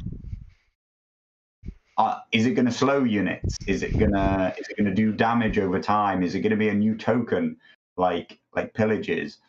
But yes, it feels like the introduction of a faction is pretty much the one single time that an entire unique mechanic comes into the game, and it only exists within that faction, really.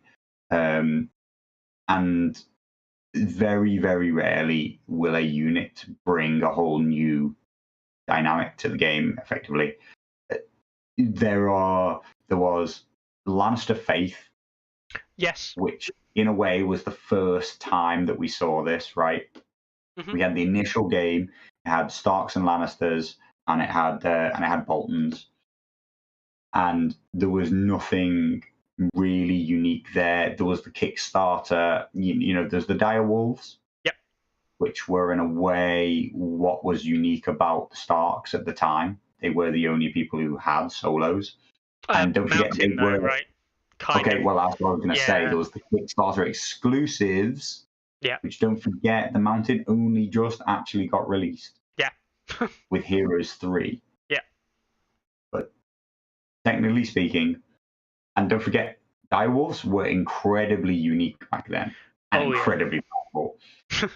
They were free, and they brought the activation count of Starks very, very high. They didn't give up VPs originally. Do you remember that? Exactly. Yeah. They didn't even give up VPs on death. So Starks had their unique thing, and it was solo wolves. Now, as you say, like basically Mountain That Rides kind of came along and at the same time, but like the whole Kickstarter exclusive thing was very, very contentious at the start. Then we saw Night's Watch come, and that was the very first time. It's now quite a common thing. That was the very first time that cards basically got attached to units. That's when vows became a thing. Quest cards didn't used to exist back then. Card attachment now became a thing. Then we had Free Folk come along. Free Folk's unique thing, of course, was huge horde style of units. And the insignificant keyword, basically. The insignificant keyword being the really important new thing that they brought to the game. And around that time is when Lannister Faith came in and basically said, Lannisters don't really have anything unique. What we're going to do is we're going to give them these Faith units. We're going to give them Champion of the Faith. We're going to give them Warrior Sons, and we're going to give them Poor Fellows. The unfortunate problem was that they totally redefined the faction. That became the faction in so many ways. Baratheons came along, and their unique thing was that they only get to field half the faction. Well, they're still their unique thing. If anyone here doesn't remember the Baratheon release at the start of 1.6, Baratheons was actually a lot more subtle than that. Their unique faction their unique mechanic was they were trash. And they were only beaten. They were only beaten at that unique mechanic by the even more unique mechanic of Targaryens, where they were utter trash. God, do you remember base box Targaryens? Fucking hell. Yeah. They were the worst faction in the game. Targs came, and their unique thing was Dothraki cavalry. Yes, cavalry army. They were the first and only people to have cavalry commanders. Brynden outright, technically Kickstarter, but he was available. Kickstarter, yeah. But Drogo and the cavalry core box, that was the thing. You didn't run a cavalry army with Brynden exclusive because you didn't have even Tully Cavaliers until much later on, whereas you've got a Targaryen cavalry force in the box, which is pretty unique. Yeah. Greyjoys come along and they bring their pillage mechanic. I would say they are probably one of the factions out of all. Now that we actually really name them, they lean into their mechanic more than anybody else. Yeah, I mean it's embedded into their tactics cards. It's absolutely, it's everywhere. Yeah. I think that has made people think that Martells will be the same. I don't necessarily agree. I think that it's far more likely that here and there we will see a unit. I personally don't believe that Martells are going to come with a new token. I don't think that they're going to come with like a poison token or something like that. No. But they're more likely to see something like, God forbid, Castle Rock Honor Guard usage of tokens as a different thing, right? Like you can utilize weakened to be something else. Oh no, Carlo! No, no, no, no, no! Everyone who's hyped for Martells, right? Everyone hyped for Martells. You do realize that we've had Lannister oppression on these Knights of Castle Rock Honor Guard, I should say. You're going to get Martell oppression, and it's going to be exactly the same fucking ability, but on Martell 8-point units that are shit. But the Martell ones might look good. Fucking sadness. So, of all those unique mechanics, Faith got re-implemented into Stannis side stuff. Solos are now very prevalent everywhere. And direwolves aren't what they used to be. Cavalry commanders, people are still begging for cavalry commanders to become more commonplace throughout everything else. But the usage of full cavalry armies exist in a lot more places. And it's interesting that most factions don't feel that unique anymore. And I would say the only real outlier to that is Free Folk, who remain incredibly unique because of their non-interaction with neutrals, and then that allows them to continue to occupy a more extreme space. Mm-hmm. Yeah, definitely. I guess the thing is, we'll see, right? We'll see what happens with them. I do think that we have a long way to go.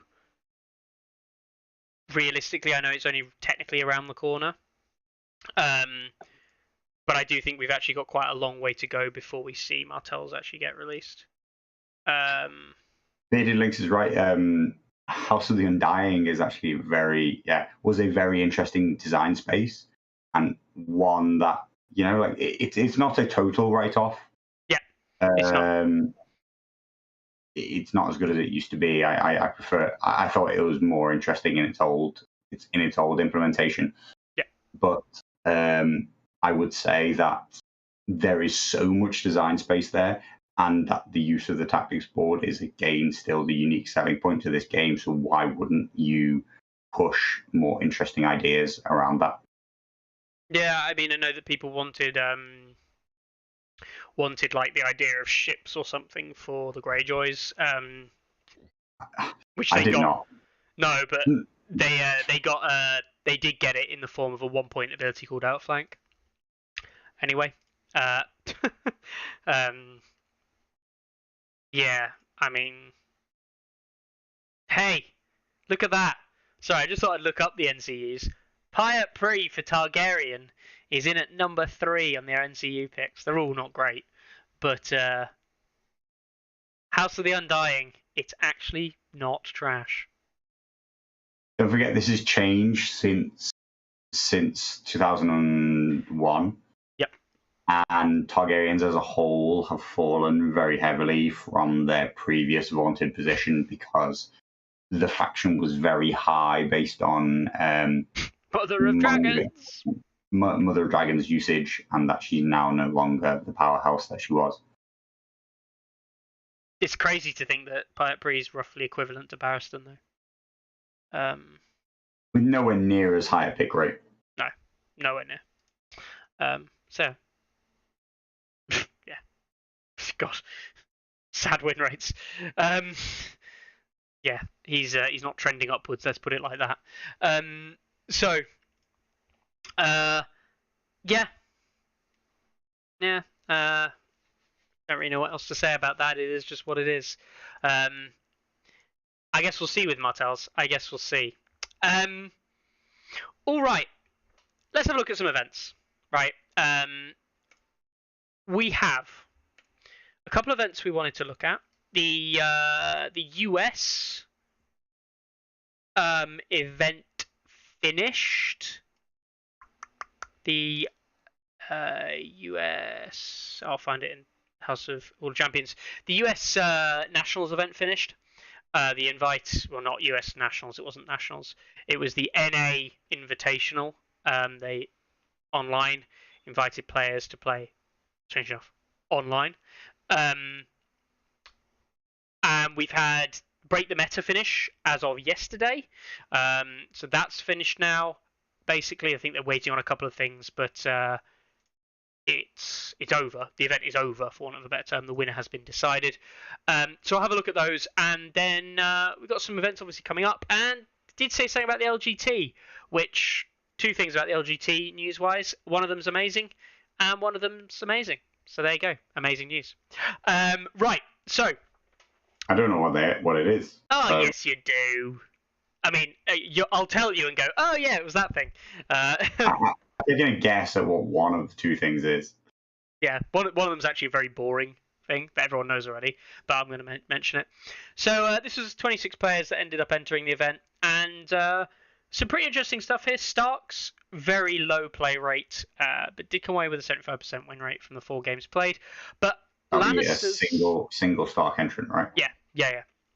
Lannisters... Oh, Stark entrant was Lucas, by the way, the guy showed the model of and things like that. That's probably playing his Starks. Lannisters, 67% win rate from 12 games. That's not an unreasonable number. We see Greyjoys at 58%, Free Folk at a flat 50, Night's Watch at 44, and Brathian at 42. I'm going to say straight away about Free Folk and Night's Watch being typically lower than what we expect to see for those factions. But that's probably because they've got a higher pick rate. And as we always see, when something is picked more, it usually wins percentagely less. There's no surprises there. If they would have been the most picked and still the highest win rate, that's where you can look and say, well, that's interesting or concerning. But yeah, Tyrion. Yeah, I agree with them. 6 out of 6 for old Tyrion. Yeah, Tyrion OP. I mean, yes, there's other commanders with a 100% win rate, but nobody else with a 6-game play rate. That's half of the Lannister games played with Tyrion, and he won the majority. Well, 100%. Yeah, 100% of his games, which means that the other Lannister heroes only won 33% of their games. I mean, Tyrion is pulling weight. I mean, we've seen N-Line run him. We're seeing a couple of other players run him now. Pretty good. The other 6 games were with Roos. Yeah. Does this predate? Did the start of this tournament predate Kevin and Adam? No, I don't think so. Interesting. Yeah. Patrick, do we know what the Lannister attachment does and how much the points cost? Yes, it's 1 point Sentinel Enforcer with Taunt. Not new. Not new. It is the same as the old one. It's just a new sculpt for the old model in the attachment box. There you go. So the actual event was won on tiebreakers by Stovetop, Stephen Newhouse. With his Night's Watch, he went for a Cotter Pike and Benjen combo. Well done, Stove. I know he watches. So yeah, well done. Thanks. Good man. Which is great to see. But what I just like point out, look at that. Like, let's go down and look at all the people who had effectively one loss, right? we've got Night's Watch, Lannister, Stark, Lannister, Baratheon, Greyjoy, Baratheon, and then we're moving into down like I think there's a draw in there maybe. Yeah, we're talking free folk. So you've got basically every single faction represented that were represented in any way, shape, or form in the top like one loss bracket. That's good balance, guys. Like that's really good balance. This is not the days of 1.6 where if you were at the top 8 of a tournament like this, where it was Stark, Free Folk, and Mother of Dragons. Like, you know, with maybe like the not old even Baratheon. not even 3 factions. It wasn't even that. It was Mother of Dragons, Mance. No, Harmer back then. Mother of Dragons, Harmer, 1.6 with whatever as the second list, Steer, right, by the end. And it was Stark's Rob Howland. Like, it was Robert Howland. It was 5 commanders. I mean, yes, sure, N-Line ran double Tyrion, but you've got, you know, Tyrion Roose. There's 2 Lancer players with one loss, or 2 players in the top there, and one of them was running Roose Tyrion, one of them was running double Tyrion. Fine. We've got 2 Baratheons there. We've got One True King and Courtney, and we've got Eldon and One True King. Fine, bit of difference. Then we've got just completely different factions. Yeah. So yeah. And then, you know, you move into after that, it's 2 losses. The faction, the thing's big. There's a lot of free folk in the 2 loss category. Night's Watch as well. Yeah. Moving down to the bottom. Targaryens, a faction that did pretty badly, unfortunately, in the event. 25% win rate across the 8 that they had. Pretty sad. All right, we've got it's Lannisters. This one here, haha! Break the Meta, the Break the Meta event, which people were pretty hyped for. That went for 5 rounds.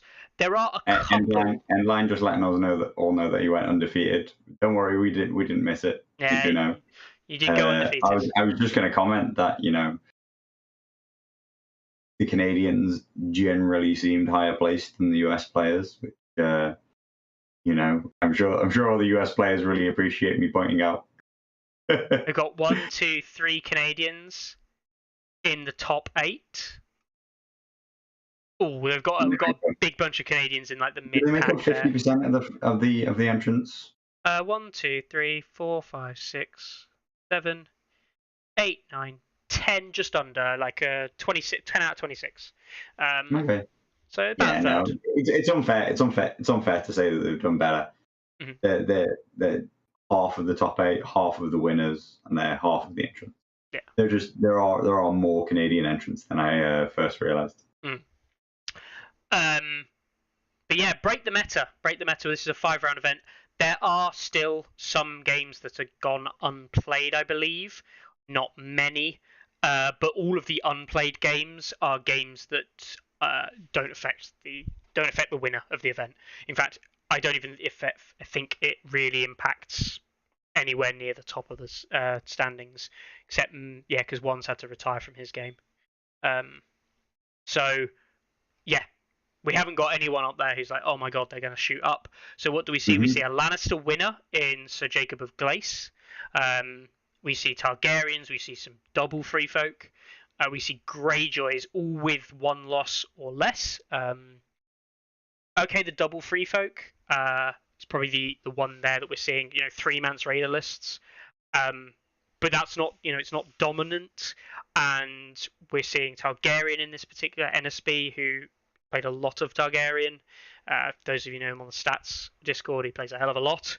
And for Targaryen, Jacob, very strong player from the UK, picking up a win with Lannisters of all factions with the Kevin and Roose combo, not Tyrion. Mm-hmm. I think he used Kevin nearly every game. Kevin, Roose, Kevin. Yeah.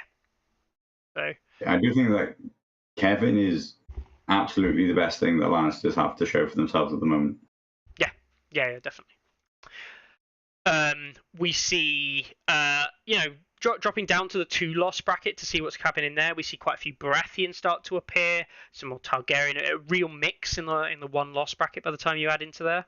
2-loss bracket. Again, though, the point is what we're seeing a mix of factions winning events, and these are what this event was 32 players, so it was larger than the NA Invitational event. Generally higher ranking as well from the player entries, and it had a still roughly equal split of factions. Let's have a look at the faction win rates. Targaryen's the most dominant at 68%, with one of the highest game rates. That's actually very impressive from Targaryens coming out at that. That is kind of counter to what we see in the overall ELO standings, right? Although, of course, win rate is not necessarily reflective of ELO change, so it's worth commenting on that. But Baratheon's here doing fairly poorly at a 28 game played and a sub 50% win rate. Again, we expect them to drop with a higher play rate, but yeah. Targaryens. 2 events of roughly equal size, vastly different kind of like picture of what is doing well. Mm-hmm. The only one, if we actually look at the stats, the only ones we can actually say that are consistently doing well in these events are Lannister and Free Folk, because Lannister and Free Folk in both events end up with a 50% or better win rate. And that's in event play. Cool. Good. You know, I don't think that that's a problem. I really don't think that the balance is in a bad place. I've said it before, I think Free Folk are the best. Maybe John might be better. I do think Free Folk need a tone down before. I've said that many a times. But I really don't think the balance is as bad as people are trying to indicate. I'm still not playing Lannister. They're still trash. Oh man! After all of that, I started with a Lannister reveal to make him feel bad, and then you know we were trying to convince him towards the end. God damn it, Carlo! That was a 2-hour episode wasted just trying to convince you to play Lannisters. Right, I'm done. I'm done.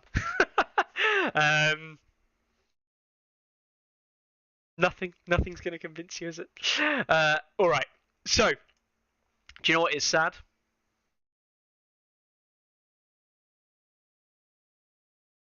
Drogo was 17 of the 19 games played that weren't mirrors. That is a high pick rate. Yeah. It's just sad, isn't it? Like, it is really sad that Drogo is just. I know we said before that we talk about Mother of Dragons was kind of synonymous with 1.6 Targaryens. Then we saw Mother of Dragons kind of become synonymous with 2021, but Drogo was a good second.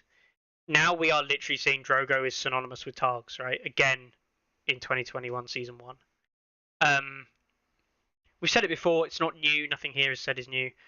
I do think that alone is pointing to a problem. Not a balance problem, but again, this kind of like this discussion that we have consistently with. There's just not much variety. Mm-hmm.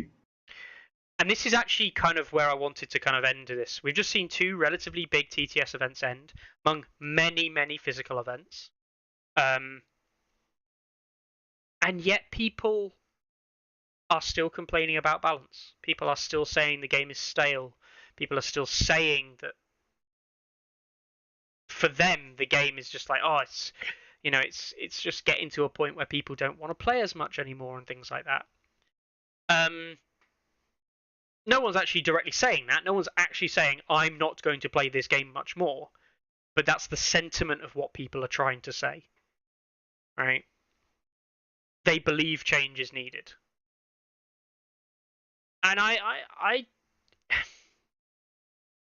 change can be good, right? But I really think that a lot of people should just accept that change isn't necessarily coming soon.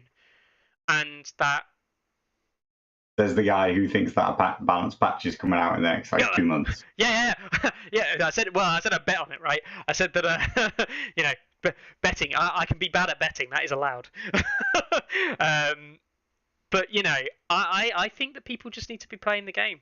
And if anything, what it tells me is if it's stale for you, play something else. Play like a different faction or something. Play an ELO tournament. Yeah, play an ELO tournament. Why not? That's the whole point of them. It's not just because balance is. They don't have balance doesn't have to be bad for you to play an ELO tournament. In fact, ELO is worse if the balance is bad because circa 1.6 you pick Tywin.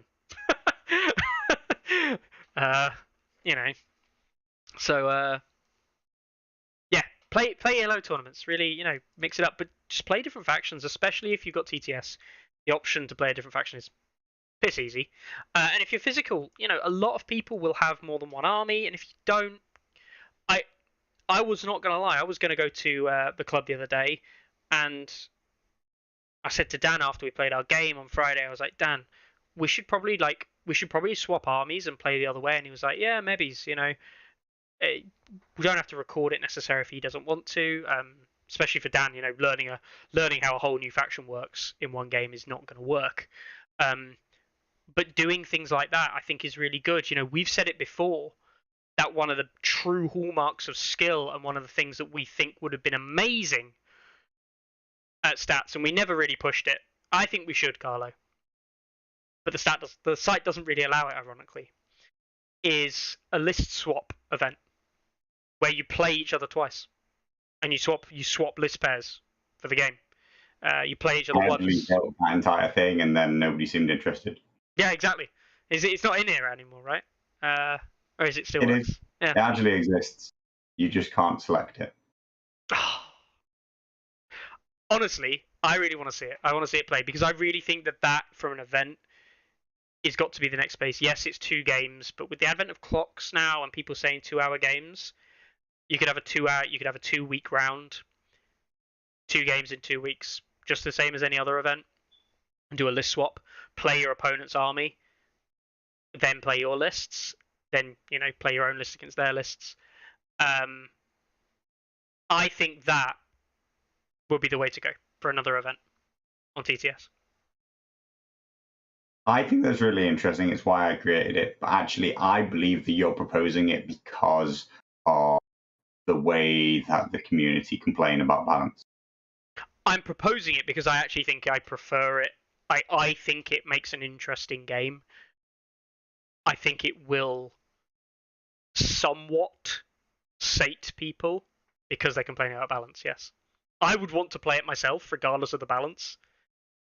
I don't know if other people playing it would make them realise that the balance isn't as bad as they think. So, yeah. I'm proposing it for definitely the wrong reasons. I think it's a good format because, I've always said don't complain about a faction unless you play it. Yep. Like a faction, all factions feel different to pilot than they do to play. To play against, sorry. It's very different to pilot a faction than it is to play against a faction. You walk into other faction's strengths, you'll only ever see its strengths. When you play it, you suddenly understand all its weaknesses and the things that you can't do or the things that your opponent doesn't allow you to do. Yeah. I mean, that is Ilya, that's like the reason why I never really pushed it, is that I believe that, like, I think that it can be. It's a punishing format. It's a format that favors good players, like just simple good players, people who understand the game well, can play the game well, and understand both lists rather than only understanding their own faction. And I've always built everything about the game and the site and the way I play the game around that philosophy. But I've come more and more and more to terms with the fact that lots of other people don't think that way, and they're very scared of this idea of actually finding out how good they are at the game. And the more that they find out that they're not as good at the game as they thought they were, the more they lash out about the game itself, rather than like looking introspectively at how they could be better.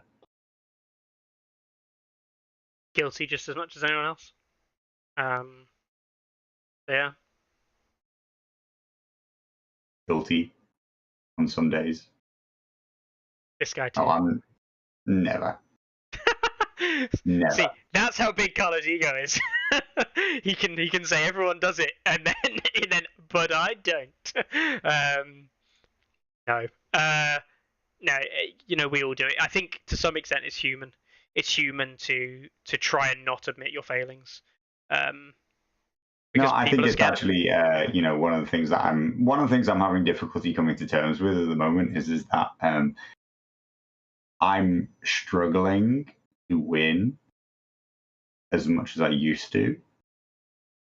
The more and more balanced the game becomes, which shows that more and more thing that I'm good at is analyzing the game and putting together absolutely busted as fuck power lists, which I never said I wasn't doing.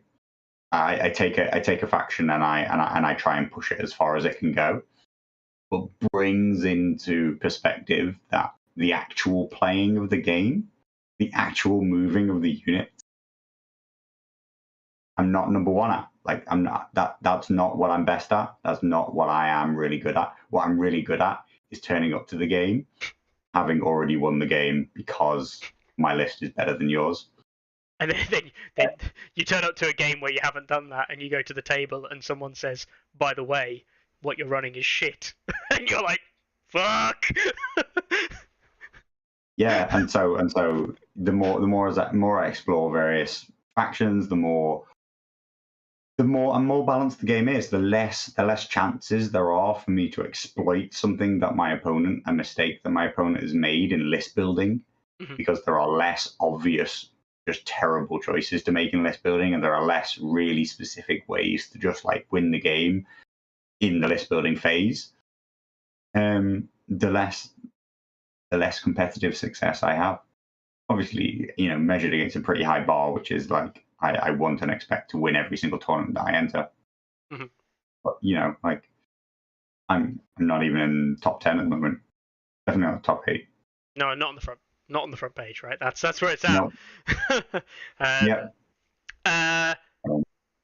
Yeah. So on that news, we'll actually go dive into tournaments and what's coming up and things like that. But I did say there were some announcements. 2 announcements. The first one, tickets have been closed for the LGT.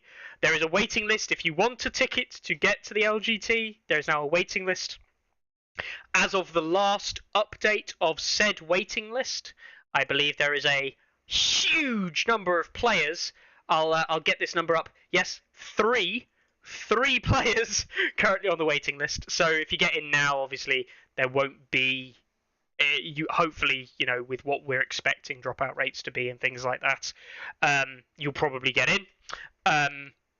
But that list will grow probably in due course, at least to I'm not expecting there to be a huge waiting list, to be honest, but it wouldn't surprise me if we get somewhere in the scope of 10 to 15 at some point, before tickets get moved on and other things come up, because life's a bitch. So that's happening. And the second thing, which is infinitely more important, is that the news was last week, for those of you who are in Europe, and it's fantastic for me, which is why I wanted to share it today. Chris Tran, Sunday Slaughter himself, is going to be making the trip over from the US to come to the London Grand Tournament. I literally don't care what he brings, what he plays, how he ends up being. I don't care. I'm just very happy to be able to actually finally go to an event and meet the man. Carlo, you're obviously going to be over the moon as well, because I know that you're missing him in Gen Con. So yeah, Sunday Slaughter, Chris Tran, who is a massive friend of the channel, friend of a lot of stuff that he's done. And I mean, look at the stuff he's produced, right? He's a legend. He's going to be over, and I can't believe that on Friday, Saturday night, I'm going to be able to have a sit-down, actual chat with him and have a drink and have a beer and get pissed. And Carlo's going to measure his muscles against him. And come off very badly. I might beat him in. I might beat someone in the height department though. So I was gonna. I think you're hoping a lot there, Mickey. I am hoping a hell of a lot. Yeah. But yeah, I no, think he looks that's short by comparison to Bob and Brett, who are in the 6'4" category or something like that. I look short compared to you though, and you're in the 6'20" category. That's how it works, right? I can just do that, make up numbers. Yeah, no, I'm really hyped. Yeah, I mean, I believe I haven't actually double confirmed with him, but I did see that over the weekend, and I'm pretty sure that means that he will be taking up his spot at the Invitational. Yeah. Which he obviously qualified through winning the Gamers Haven tournament sometime back. So there will be at least one NA player in the Invitational representing the whole hopes and dreams of a continent, much as it seems I might be at Gen Con.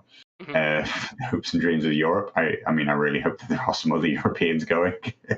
It would take a bit of pressure off.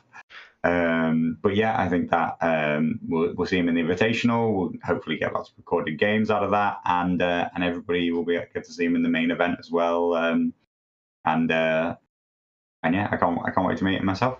Yeah, no, just being again someone I've played against on TTS plenty of times. Be nice to actually have. I'd said it true of all the guys in the UK as well. Said it true of all the international players. But certainly Chris, because we've worked with him on various different projects and stuff in the past. Yeah, it's going to be good. I'm really stoked now. I'm really happy. So, other winners have been up there just on the screen there. So we had things like Rutalisk winning with his Lannisters over the weekend. We had some Targaryens, some Baratheons winning games. A lot of Targaryen winners in the last kind of couple of weeks in various different small events through to larger ones, which is good to see as well. So let's dive into the upcoming tournaments. Map still there, still doing well in Europe. Still got our little dot out there in Australia. That's going to happen. Oh look! Oh no, that's Australia the other way around. Yeah, Maggie. That's how a globe works. Oh dear. This is why I hide the map, because I'm an idiot sometimes. Right. Anyway, this week we have coming up a TTS event in Leipzig, Germany. We have a TTS Cup. Yes. Interesting. They're playing a TTS event. One day. Is that the one-day event that they're doing, like hosting online, but I'm not sure. Not sure. Ah, yes, like a German. Yes, they did this before. They ran like a TTS event, but did it online in a day. I believe that's what they're going for again for German players, basically. Stephen says Poland. Yes, probably Poland. In fact, Lord Warfactor Grand Tournament. Poland in Warsaw. There's a 36-player event that they have max players there for. That is wow, holy shit! And that is a lot of players. I was just about to say, like, that's interesting that they have listed 38 players, because what seems to be the consistent thing about Poland is that they run 10, 12, 14 at most player tournaments consistently. To see them all turn up in one place is very rare, and that looks very interesting. Yes, so I actually do know about this event now that it's kind of like triggered my memory. This event, although it doesn't say it, is basically Polish nationals. This is basically the Polish nationals that is happening, but it's not Polish nationals. Right, this is the irony. Do you know who runs it? Do you know who's running it? I don't know. There's this event, and if we go back, there is actually much later on in the year, Warsaw National, I believe, which is the Polish national event, which I know that Peter has a place in running, I believe. But this event is basically running up to what is going to be the biggest event, I think, in Poland, as of yet that we've seen.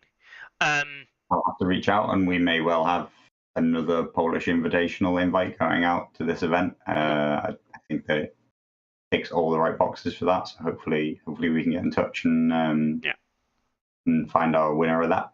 Yeah. Actually, I can confirm. Actually, can confirm. I was not getting the two confused. This is the Polish national event. This is Polish GT, for want of a better term. So yeah, I mean that's fantastic. It's nice to see that they've got 18 players signed up already. It's fantastic to see. Like, I'm not just going to count them here, but there's comfortably another 15, 16 players there, so that Yeah, they're going to hit that 36 technically almost full. guaranteed. Almost guaranteed. That is going to watch that one this weekend, guys. That one's going to be one to watch for this weekend and follow along. Any predictions? I mean, I'd be stupid not to say. Let's have a look who's already kind of going along. Peter, Blood Ravens, who's there? Schuster, Bloodraven, they're probably in with. Bloodraven's not competitive; he won't win. Schuster's probably not a terrible shout. They're the names I recognise instantly. Leblac, Lubovisk. Lubovisk. Yeah. Maybe let's have a look on if these guys. List. Yeah. Masara, Slavek. Marcin, I believe Marcin's done some stuff before. It's a name I remember. Yeah, I mean, those are the names I remember. Doesn't necessarily, could be anybody, right? Could be anybody. Yep. Good luck to all the entrants. Looks like a really, really good event. Chezik, he did quite well in an online event recently, actually. And I'm going to back him regardless, although Team Pivnitsa is hashtag Team Pivnitsa. Special place in my heart for that little hashtag there. But Chezik with It's Morbin Time. That guy knows how to meme. And a meme lord is always worth backing, right? Yes, he wants Morbius to be released for a third time for box office failings yet again. So we've also got another event happening in St. Petersburg, in Russia, which is 16 players, which I really hope goes ahead. It's good to see. It's really good to see that the Russian, so there's players, Sigwolf and things like that. It's good to see that the Russian scene is still going, even though we are getting less information out of Russia, of course. But it is good to see that it is still running. And I know some of the players still participate in Discords and stuff like that. That's fantastic. There's the 50-point Cerberus event that the Fabricators Forge guys are doing. They've been doing a lot of practice and list building for that at 50 points. That is actually quite a popular. Fabricators Forge is a popular place, not far from Gamers Haven, kind of like the next state along. And they're currently, I wonder how many players they've got. 3 in the waiting list. They'll have way more than that on the day. They'll have something like probably 20 odd players at minimum. I'd have thought. So I really hope the Fabricators Forge event goes through really well with their 3 list builds. We've also got a battle at the Chattanooga Valley. God, I can't talk sometimes. Happening in Tennessee next week as well. This week, I don't know how many players are signed up for that one, but 32 players maximum. Currently 4, but it's Red Letter Collins and John's. Colin Kloss has run the event around that region not too long ago. So that will probably get a lot more players closer to the time. Have they already run a national qualifier, or do we think that this is a national qualifier? I believe Colin won the national qualifier the other week, right? With the one that he did the nice Golden Dragon for that he actually won. I believe that was the national qualifier that was kind of semi being run by him. Okay. Or he was involved with the help of running it. It's an hour-and-a-half drive from the Haven. Yeah, so really not far, which is good. We've got Off the Wall Games happening as well. So the Off the Wall Games is happening in Massachusetts, in Hadley. So I wish that well as well. And that's all for next week. We've also got starting up. No, it's not all that week. Wow. We've got another TTS North American Invitational happening starting next week. So we can expect probably a roughly similar number of players at the 26 we just saw from the other one finish, assuming all players go over, which isn't true, but dropouts and new players. This one's using clocks, the 2-hour clock thing that the overclock event that Lockerbie was running. So that might be popular. We'll see how that one kind of comes out. We've got another event in Poland happening on Sunday. I'm going to throw that out there. That's happening in Poznan. That's probably not going to have a huge number of players at it. Unless the Warsaw one is just one day. Yeah, no, Warsaw could be one day, actually. Yeah, it's possible. There's definitely that May date definitely looks suspect as ends in May, but yeah, we'll see. We'll see. Mm. It could be people just go mental and play Warsaw and then nip over to Poznan for the next day. We've then got the watch begins a 30-point starter box tournament happening in Texas. 10 players. Love these little events that come up. Starter events we've seen popular, get people into the game, they grow the community, and that's what we like to see. I hope that one goes really well. We've got another event happening in Tennessee, the Battle at the Foot Old Black Mountain. That doesn't feel like it should say that. That's just horrible to read. But yeah, that's another event happening in this weekend. Flayed Man Fray at Dreadfoot, Dallas, which I'm guessing is happening in Texas. We've got that's it for till next week. We've got another a league happening in France the week after. Bloody hell. What, 1, 2, 3, 4, 5, 6, 7, 8, 9, 10, 11 events? Yet again. I think that the US scene is really starting to kick off and really starting to flourish. I'm not sure whether or not that's higher interactivity with the site, and that the scene was always there, or if it's them really, coming back to the game after COVID, or, there is the real chance that this is a success story of the way that they've decided to run US national qualifiers, and that this has really prompted maybe scenes that already existed and stores that already were interested in the game to effectively just commit a little bit harder to the game. A game that could be just get involved in the community in a wider sense, get involved with stats when they were already running events, or just taking that push to turn their regular weeknight gaming into, oh, we're also going to run a tournament this weekend. So Mm-hmm. I'm really pleased with how the US scene is flourishing and growing. I've always thought that there should be much more activity there, based on how much we see across Europe and how much how dedicated C1 are to the US. So I think it's really, really good that we're seeing a response in the games played and the kind of interactions on that side. So really positive to see. Yeah, Susta there just in chat confirming that the Warsaw is to the Sunday event in Poznan. See how many players make it across.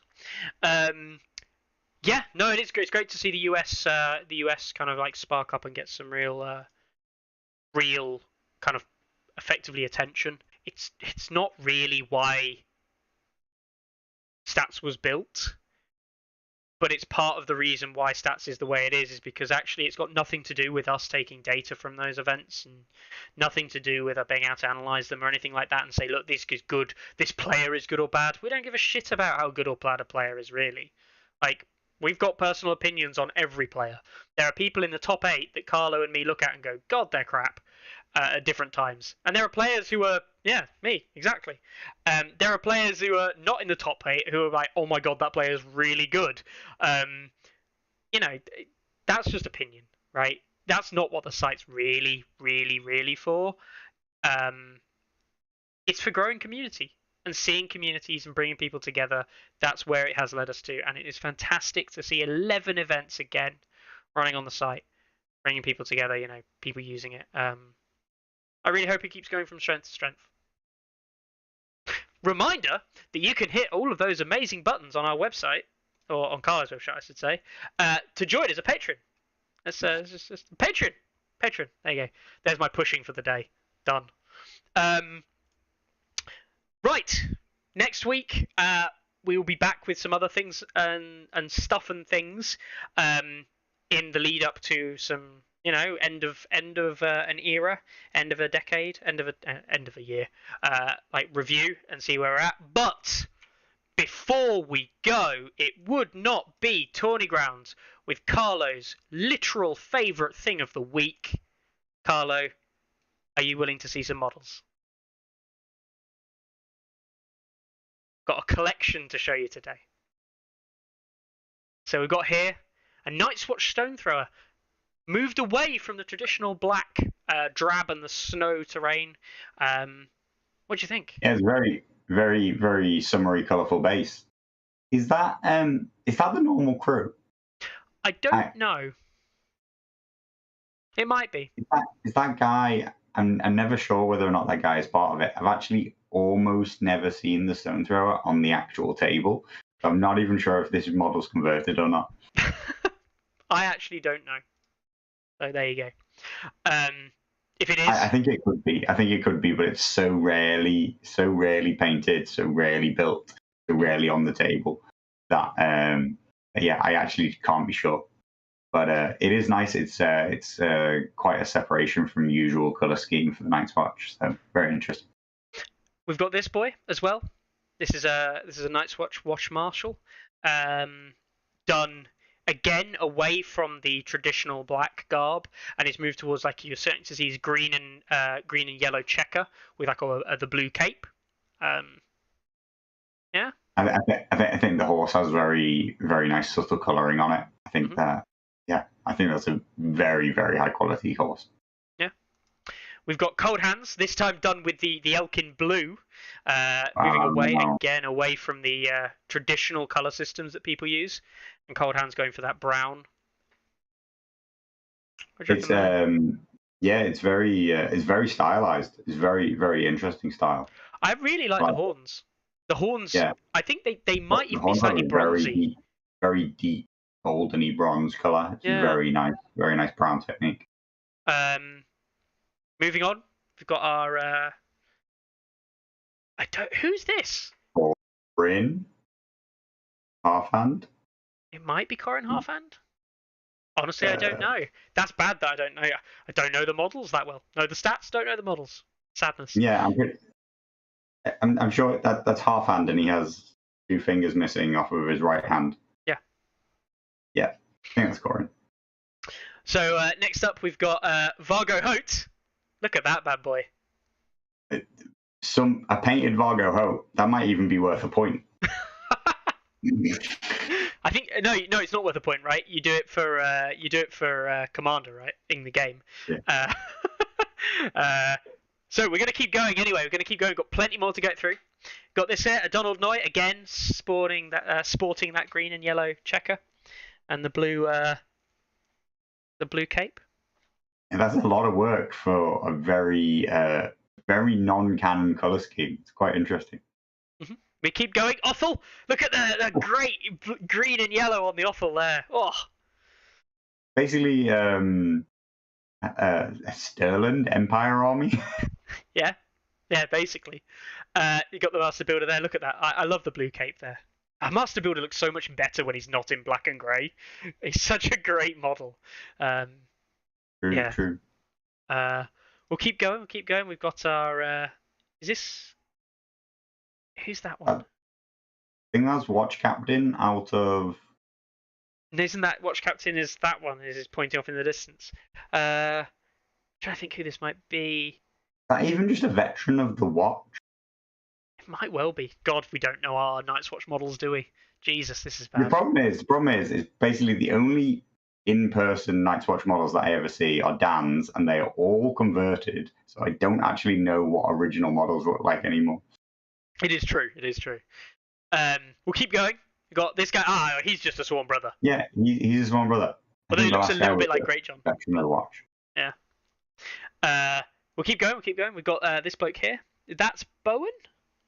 Bowen Marsh. Yeah. We'll keep going. This is a Bolton Bastard girl. Who's been painted up in the red and white of almost a Canadian look. I was actually going to go Polish. Oh, Polish, okay.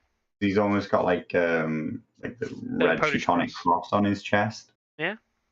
I quite like that colour scheme. I like the red bordering. It's worked quite well. And we've got the mountain here, the new mountain. New mountain. We'll give you the 2 angles of there. There you go. Bit orange for my taste, but it is a nice deep orange. I quite like it. I quite like the difference. These were painted up. There's like alternative. You can tell that the mountain's not quite finished here, but these were painted up as an alternative color scheme. The Night's Watch He actually, as someone said in chat, Goose said, more like the Lights watch. Am I right? That is exactly the color scheme he went for. He went for what he refers to as his own Lights watch color scheme, or the Day watch. You know, so yeah, he went for Day watch color scheme, and I think it really worked. On the Night's Watch, I really quite like the green and yellow choice, and the blue is a nice contrast. So, Carlo, all of that. What do we get? I mean, Vargo almost swung it for me, but we're gonna stay solid with our 0 out of 10. I do like it though. It's a very unique and interesting take, and I really like the stylized coal hands, particularly more than anybody else. But they all have a very strong color style to them, and I think it's pretty well done. Yeah, no, really well done.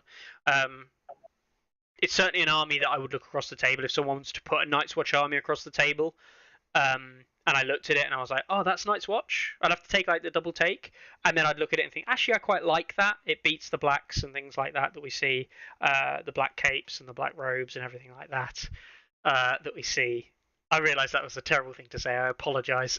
But the black colour scheme that we see on a Night's Watch typically. So I do think it is a good thing. So yeah, these were, as I say, painted up by Evan. Evan, one of our patrons, MCXL, who did a nice little showcase for me yesterday, because he said, can you believe this, right, Carlo? Where he plays up, his community, he's one of the only people with painted armies. I can absolutely believe that. Yep. Yeah. But it just goes to show that in a particular area of the US where he's playing, he's not necessarily playing wargamers like who are hobbyists. He's playing more of the board game style or like alternative game rules, perhaps, players who are less interested in the hobby side of the game. Not to say uninterested, but just less inclined by it. There you go. I mean, it's great. More than half the armies that I face are unpainted in general, so I find it not surprising or uncommon. No, true. Anyway, there we go. Thank you very much, Evan, for those lovely images. And I do really like the color scheme. Yeah, they are nice. A nice, very, very bold color scheme and good follow through on it. So we will leave this episode here. We are one episode closer to 100. We're one episode closer for Carlo for being away sometime. God, I can't wait till Carlo's away for some time. We are still some way off 1,000 subscribers. We need a grand total of 31 more to force me into making a new intro. I don't just get to do it off my own back. We keep pushing that subscribe, keep pushing those like buttons, all of those kind of YouTube things that we say, or podcast things that we also say on podcasts. Get more people to follow along. All those things that you say. Make you remember to make a podcast. Hey, I did forget last week. I put them out late. Oh no, I was on time last week. It was the week before. I wasn't. I can't remember. We also did reach a milestone 2 weeks ago, which I forgot to mention. We've gone over 75,000 views. There we go. Wow. Little things like that keep you going. But anyway, we do appreciate everyone who watches and listens in. Any final thoughts, Carlo? No, just those things that I was going to say. I guess thanks to all the patrons, they've been asking for some things, and they are. Let's just say I'm trying to carve out some time for them, but it's going to be a while. It won't happen until I come back from the US. But I am working on some grand ideas of. I guess it'd probably be Site 3.0 at this point. There was basically a 2.0 where we kind of like redid everything. In terms of look, there's going to be no real massive change in terms of the functionality. No big reset, no nothing like that. A real big redesign, and I might even, maybe, we're super lucky, make it not be terrible on phones. Nah, don't believe that. Don't believe that. That's fantastic. We'll see how it all pans out, and we will see you next week, I guess. Yeah. Take it easy, guys. Bye bye. Ready?